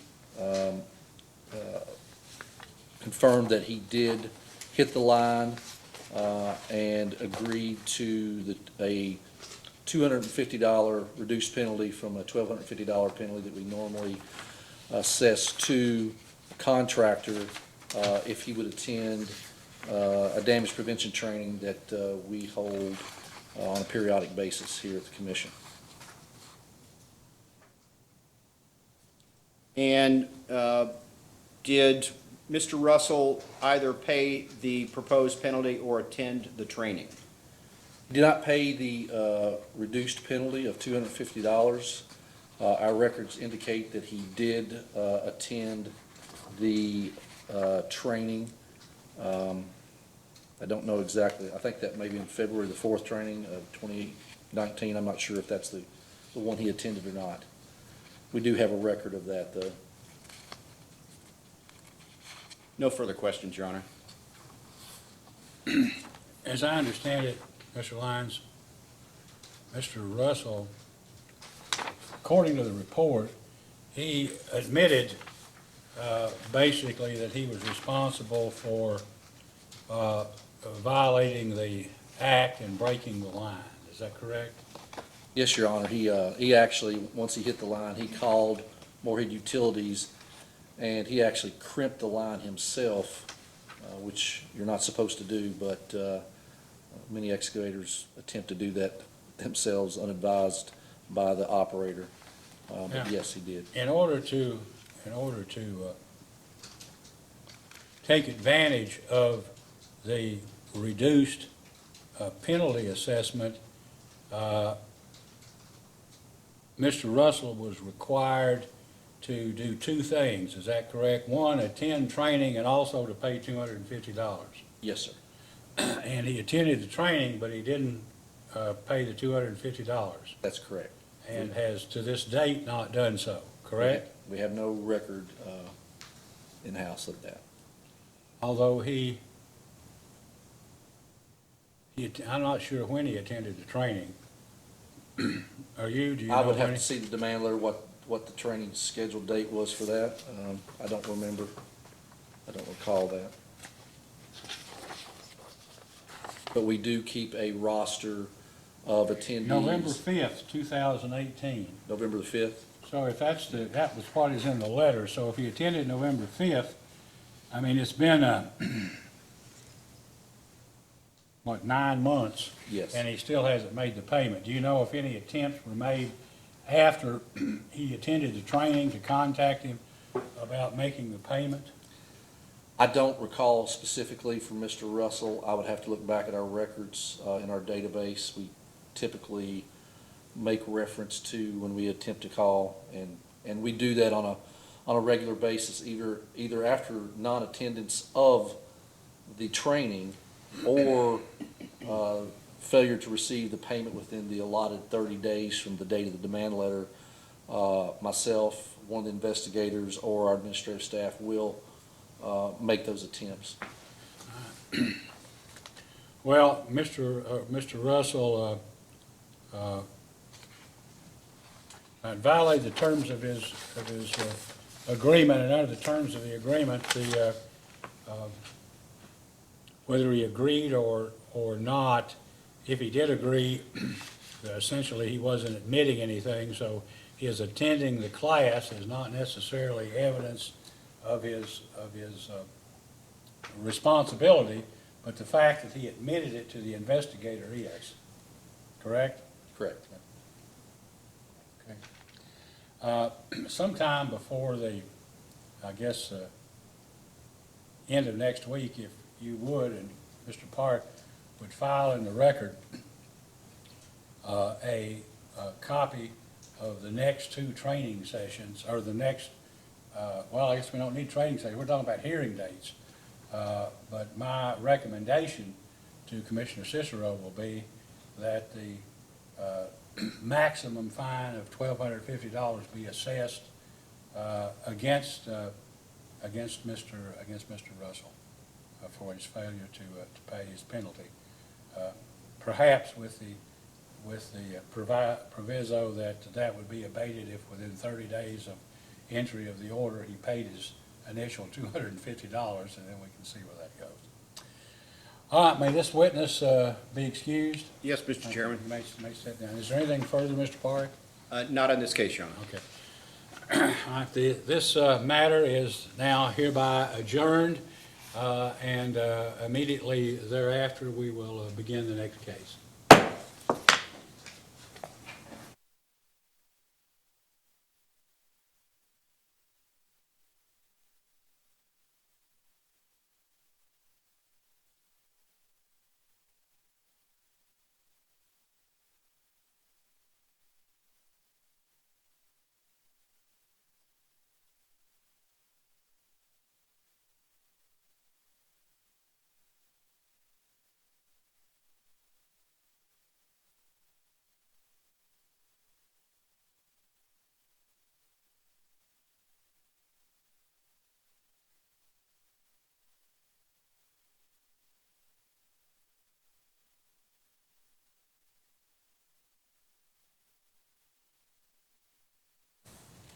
We are now back on the record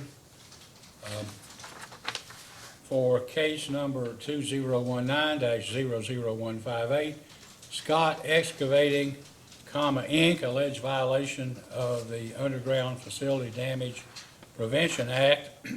That violation being a violation of alleged violation of KRS 367.4911, subsection 1A. Each excavator or person responsible for an excavation, planning excavation, or demolition work shall, not less than 2 full working days or more than 10 full working days prior to commencing work, notify each affected operator of the excavator's intended work and work schedule, contacting the applicable protection notification centers shall satisfy this requirement.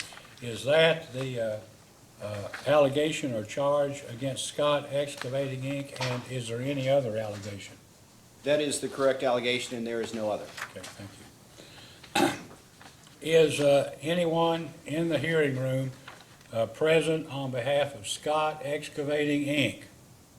I think this is the second time a docket call for Scott was made, the first being at approximately 9 o'clock a.m., and it appears as if Scott Excavating has determined not to appear.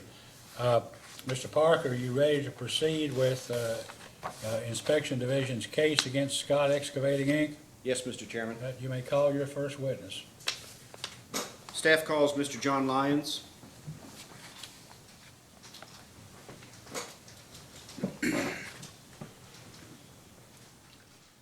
Mr. Lyon, please raise your right hand. Do you solemnly swear or affirm under penalty of perjury that the testimony you're about to give will be the truth, the whole truth, and nothing but the truth? I do. Please be seated. Mr. Park? Mr. Lyons, what is your position with the Public Service Commission? I'm the Deputy Executive Director and Acting Director of the Division of Inspections.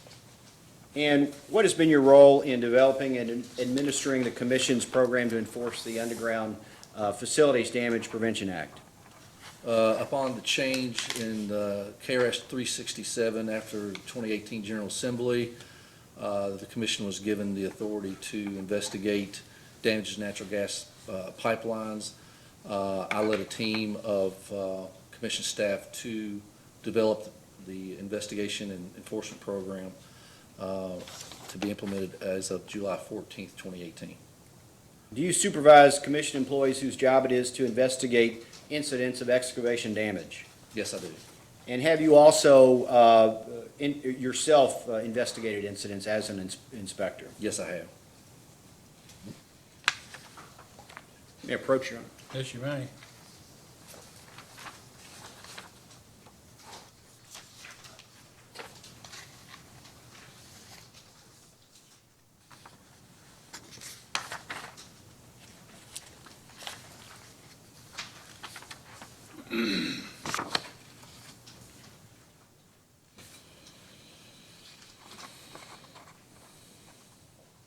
Mr. Lyons, if you would please describe this document.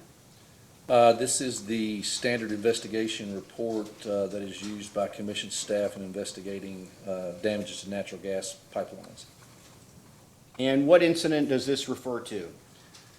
This is an August 14th, 2018 incident reported to us by Delta Natural Gas on August the 29th of an incident involving Scott Excavating damaging a service line.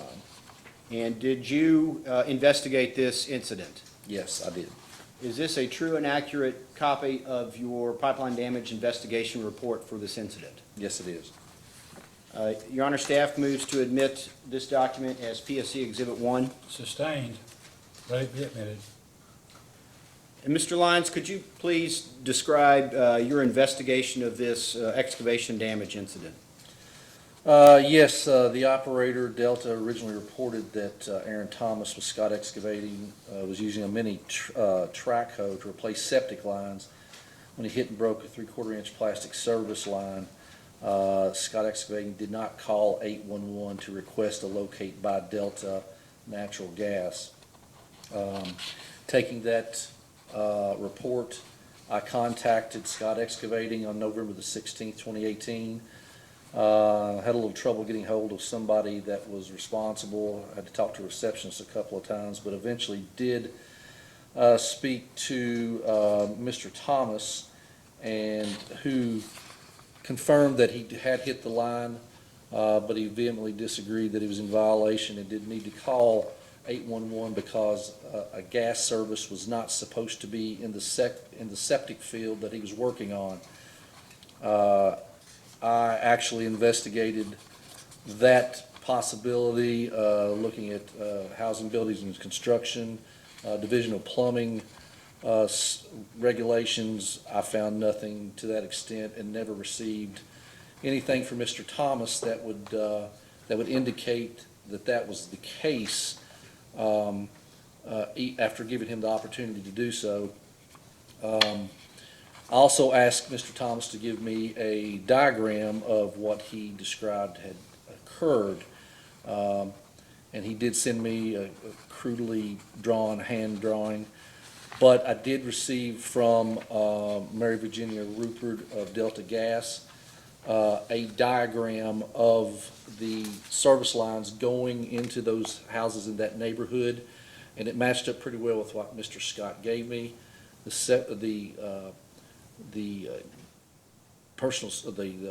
service line, the gas service line, actually came in onto the back side of the property, which you do not see very often. Now, whether it was actually in the septic field or not, I do not know. But I explained to Mr. Thomas after I received this information that this is exactly why you call 811 and to get a locate so you know where these septic lines are. Who is Mr. Thomas with respect to Scott Excavating? I believe he is the owner of Scott Excavating.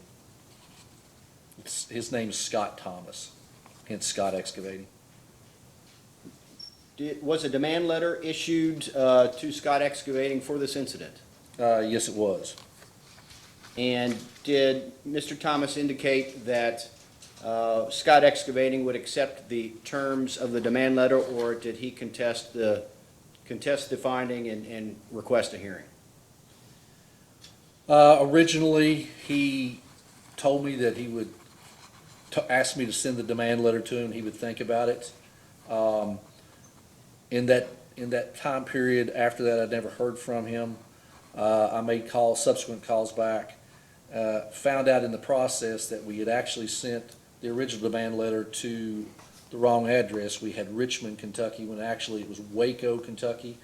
We sent a second demand letter, and then I did confirm with the receptionist at the time that they would accept the terms of the demand letter. Subsequently, we did not receive the penalty that was agreed to, which was $250 in attendance of a training course. And our database records indicate that investigator Michael Nance called Scott Excavating and was told that they wished to proceed to a hearing. To your knowledge, did Scott Excavating ever pay any portion of a proposed penalty? They did not. And has a representative of Scott Excavating attended a training session? They had not.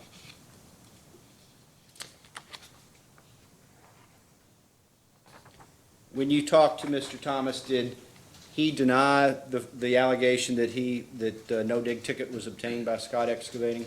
No, he didn't. I have no further questions.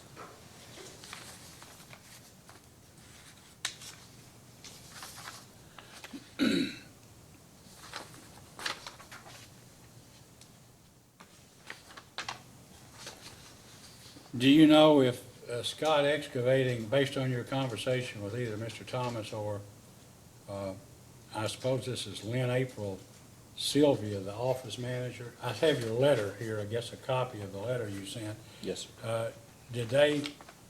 Was it indicated to you that they had received the demand letter? The original demand letter came back to us undelivered, hence sending the second one. And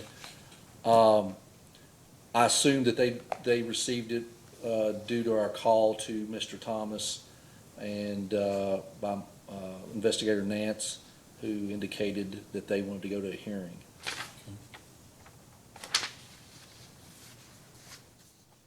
As I understand it, Mr. Park, we discussed this earlier, we made the first docket call. There is evidence in the record that Scott Excavating Inc. has been served. That is correct, Your Honor. I have nothing further. Is there anything further? Nothing further from staff. All right, we will then adjourn this hearing and in a minute or two proceed with the next hearing. This matter is adjourned.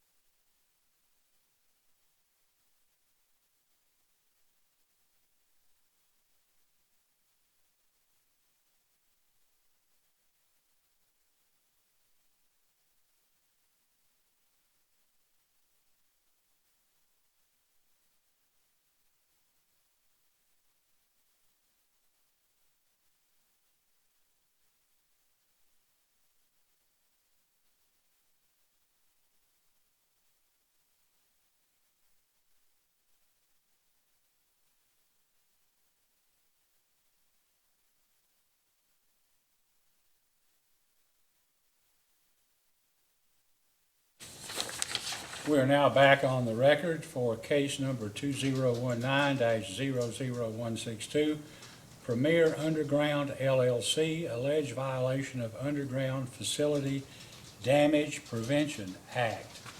According to the initiating order, Premier Underground LLC violated the following provision of the Act, KRS 367.4911 subsection 10, when excavation or demolition is necessary within the approximate location of the underground facility, the excavator shall hand dig or use non-intrusive means to avoid damage to the underground facility.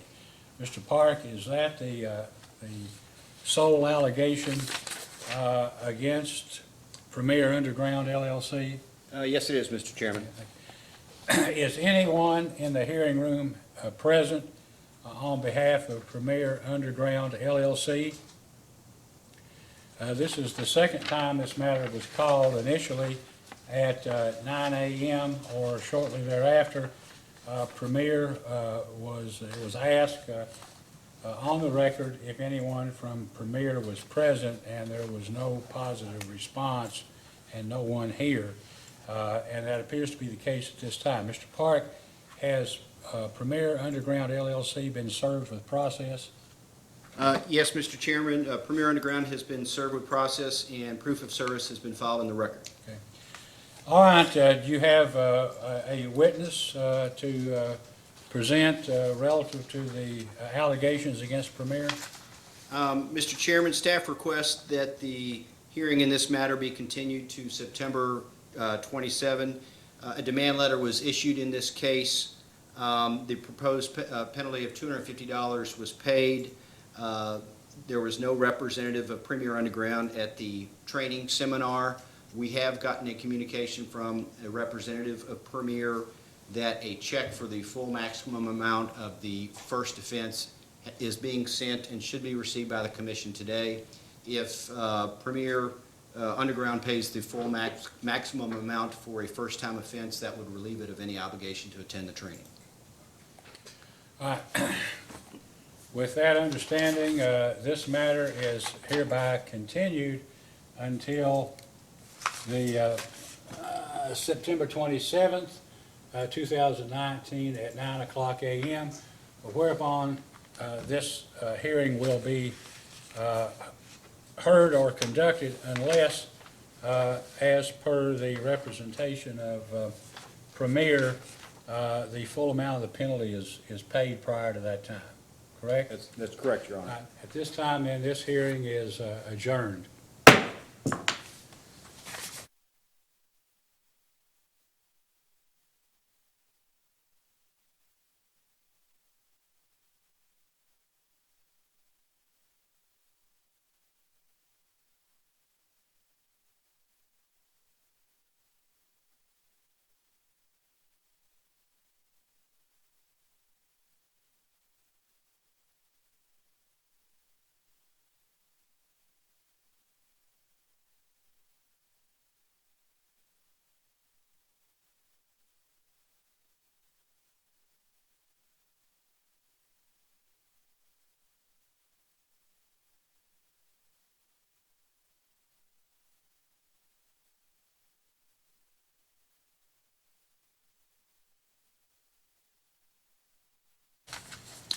We are now back on the record to consider case number 2019-00163, George Tapp, alleged violation of Underground Facility Damage Prevention Act. Mr. Tapp, according to the initiating order, is alleged to have violated KRS 367.4911 subsection 1A. Each excavator or person responsible for an excavation, planning excavation or demolition work shall, not less than 2 full working days, nor more than 10 full working days prior to commencing work, notify each affected operator of the excavator's intended work and work schedule, contacting the applicable protection notification centers shall satisfy this requirement. Mr. Park, this is the allegation and the only allegation against George Tapp. Is that correct? That is correct. At this time, I would ask, is Mr. Tapp or any representative of Mr. Tapp present in the hearing room? There being no positive response to that question, I would note for the record that this is the second time this case has been called, the first being shortly after 9:00 a.m., and neither Mr. Tapp nor anyone allegedly representing Mr. Tapp was present in the hearing room. So at this time, Mr. Park, are you prepared to present evidence of the case against Mr. Tapp? Yes, Mr. Chairman, staff would like to call Mr. Eric Tout.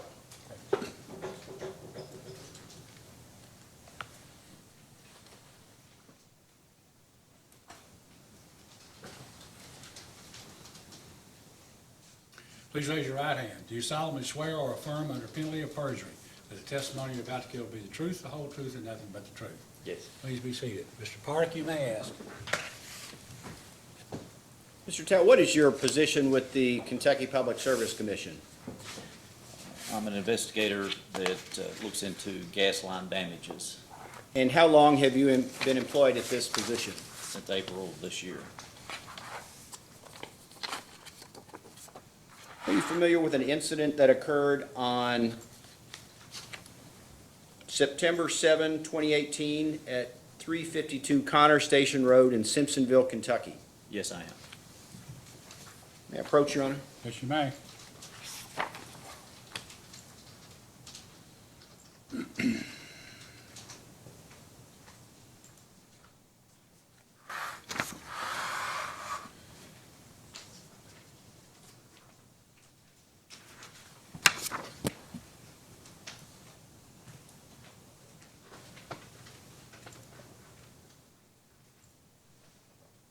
Could you please describe this document?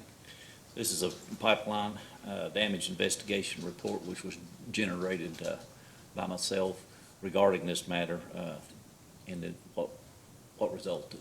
And is this a true and accurate copy of your pipeline damage investigation report? Yes, it is. Staff moves for this document to be admitted as PSC Exhibit 1. That's sustained, let it be filed. And does this investigation report reflect your investigation of the damage incident that occurred on September 7, 2018? Yes, it does.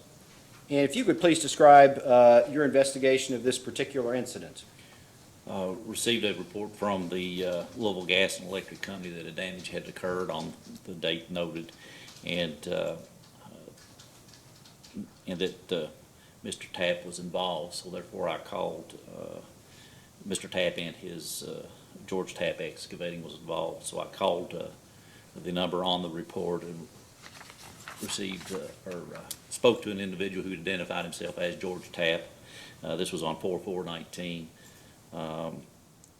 Mr. Tapp admitted to me that he did not obtain a locate ticket, which resulted in the damages that occurred. And Mr. Tapp stated that he was doing the excavation for an individual named Lionel, and he did not give me a name or a last name or any information where I could get in contact with Lionel, and that Mr. Tapp, I explained to Mr. Tapp about the remedial training and the $250 fine. Mr. Tapp responded by stating he could not afford the fine and stated that Lionel was responsible. To your knowledge, has Mr. Tapp paid any fine? No, he has not. Has he attended any training session? No, he has not.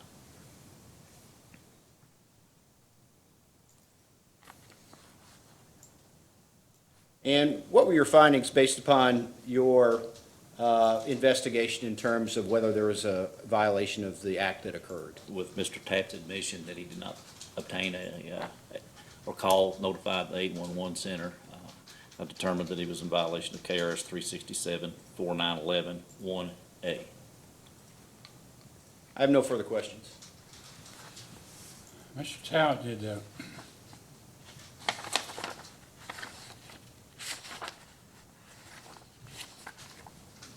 Mr. Tapp indicate or state that he had paid the damages to the line to Louisville Gas and Electric Company? And do we know whether or not he in fact did that? I cannot recall if he did or not.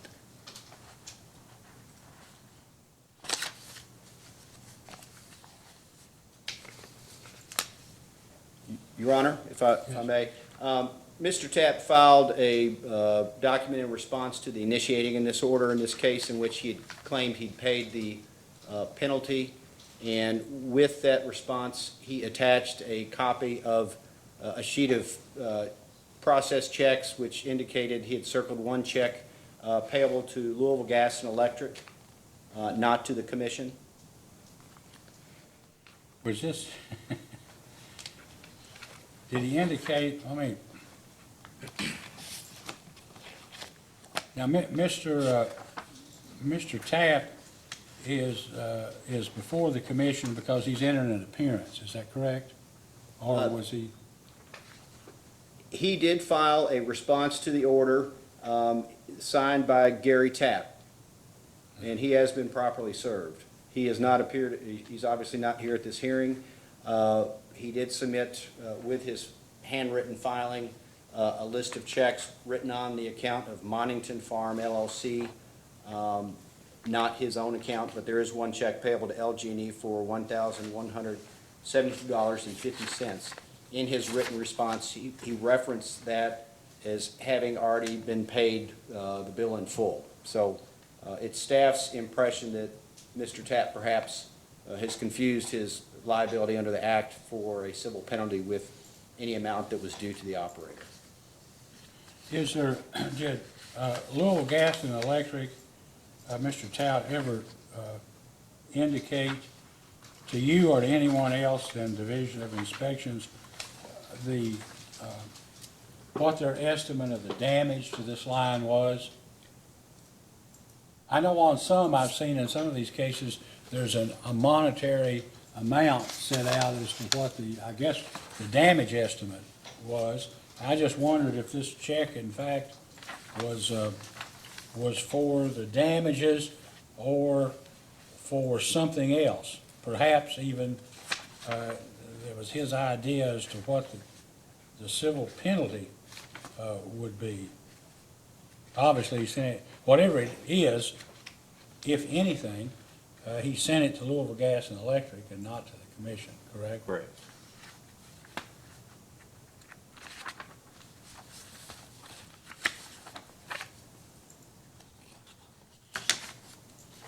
Well, if we can find this.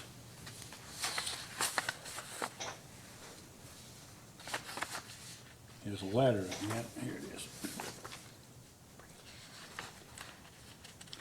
Well, his answer, or his to whom it may concern, written statement, signed by him and dated July 22nd, 2019, apparently received here at the PSC on July 23rd, 2019. His check dated to Louisville Gas and Electric was December the 4th, 2018.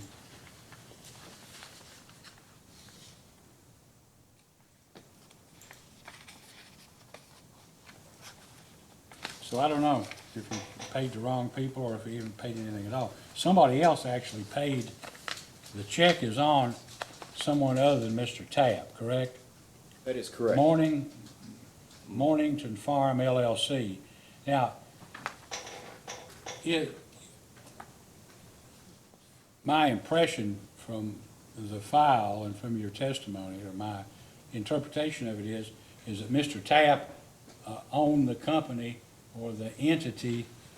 He was the person who was basically doing the work, and he was operating the backhoe or the piece of equipment that basically caused the damage to the line. Is that correct? The individual that I talked to on the phone indicated to me that he was the individual on the machinery. So he was the one operating the equipment that damaged the line. Yes.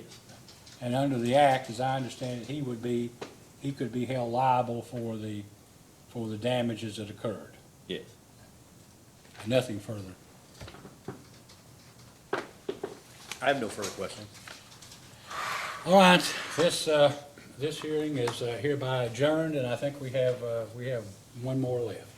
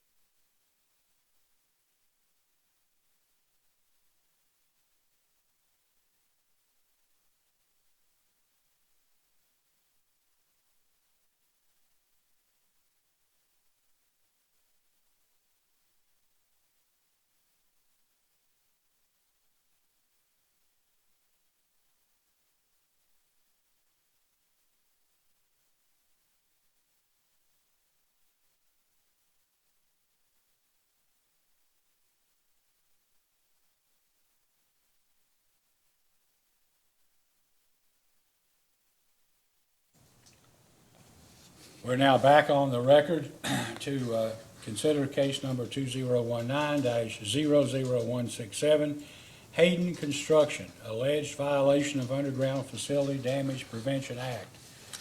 Hayden Construction Company, Inc. Is alleged to have violated KRS 367.4911, subsection 1A. Each excavator or person responsible for an excavation, planning excavation, or demolition work shall, not less than 2 full working days, no more than 10 full working days prior to commencing work, notify each affected operator of the excavator's intended work and work schedule. Contacting the applicable protection notification centers shall satisfy this requirement. Mr. Park, is that the charge, and in fact the only charge against Hayden Construction Company? Yes, that is correct. Is anyone in the hearing room present on behalf of Hayden Construction Company, Inc.? No one appears to be here on behalf of Hayden Construction Company, Inc., and for the record, it will be noted that this case was previously called a few minutes after 9 o'clock this morning, and at that time, there was no one present on behalf of Hayden Construction Company, Inc. Mr. Park, has Hayden Construction Company, Inc. Been served with process, or have they filed an answer or response to the initiating order in this case? Hayden Construction has been served with process via certified mail, and proof of service has been filed in the record. No response was filed to the order on behalf of Hayden Construction. All right, at this time, Mr. Park, are you prepared to offer testimony with regard to the alleged violation? Yes, Mr. Chairman, staff calls Mr. John Lyons.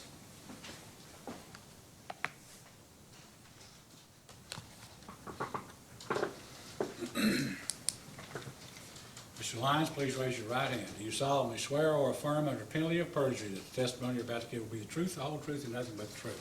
I do. Please be seated. Mr. Park? Mr. Lyons, what is your position with the Kentucky Public Service Commission? I am the Deputy Executive Director and also the Acting Director of the Division of Inspections. And what has been your role in developing and administering the Commission's program to enforce the Underground Facilities Damage Prevention Act? I led a team of Commission staff to develop the investigation program and the enforcement program. After the change in KRS 367, after the 2018 General Assembly gave us authority to investigate and enforce on damages to natural gas pipelines. As part of your responsibilities, do you supervise Commission employees whose job it is to investigate pipeline damage? Yes, I do. Do you review investigations of pipeline damage by employees under your supervision and the findings they make? I do. And have you as well investigated incidents yourself? I have. Are you familiar with an incident occurring on August 28, 2018 at 3943 Highway 54 in Owensboro, Kentucky? Yes, I am. May I approach, Your Honor? Yes, you may.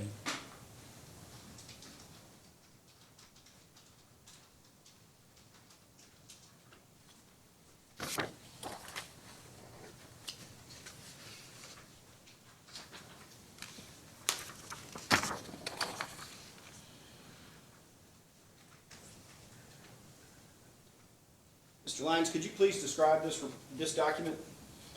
This is the Division of Inspections Damage Prevention Program Standard Investigation Report. And does this pertain to the incident that occurred on August 28, 2018 in Owensboro? Yes, it is. And did you prepare this report? I did. Is it a true and accurate copy of the report you prepared? It is. Mr. Chairman, staff moves to admit this document as PSC Exhibit 1. Sustained. And could you please describe your investigation of this incident? After receiving the report of the damage from Atmos Energy on August the 28th, I contacted Hayden Construction and initially left a message, but eventually talked to Mr. Steve Hayden, who confirmed the Atmos report that his company struck and hit a 3/4 inch plastic service line with a backhoe, and they did not have a Kentucky 811 dig ticket prior to the excavation. And what finding did you reach in this report regarding any alleged violation of the act? That they did not comply with 367.4911 in calling 811 prior to excavation, and Mr. Hayden agreed with that determination and the enforcement that I proposed to him. And what was the proposed enforcement? That, given it was their first offense, that they'd be subject to a $1,250 penalty, $250 for the offense itself, $1,000 extra for damaging a natural gas or hazardous liquid pipeline, but that he would be given the opportunity to pay a reduced penalty of $250 and attend a training that we hold here periodically for first-time offenders. And did Hayden Construction pay the proposed penalty, the reduced penalty? I believe he did, yes, he did. Did a representative from Hayden Construction attend the required training? Our records indicate that they did not. I have no further questions.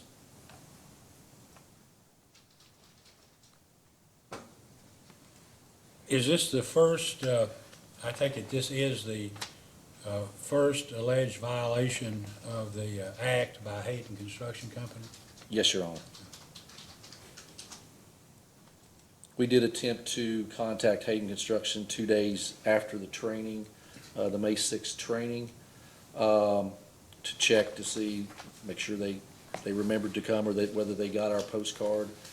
Susanna Goodrich, our administrative assistants, contacted them, and we did not hear anything further after leaving a message for them.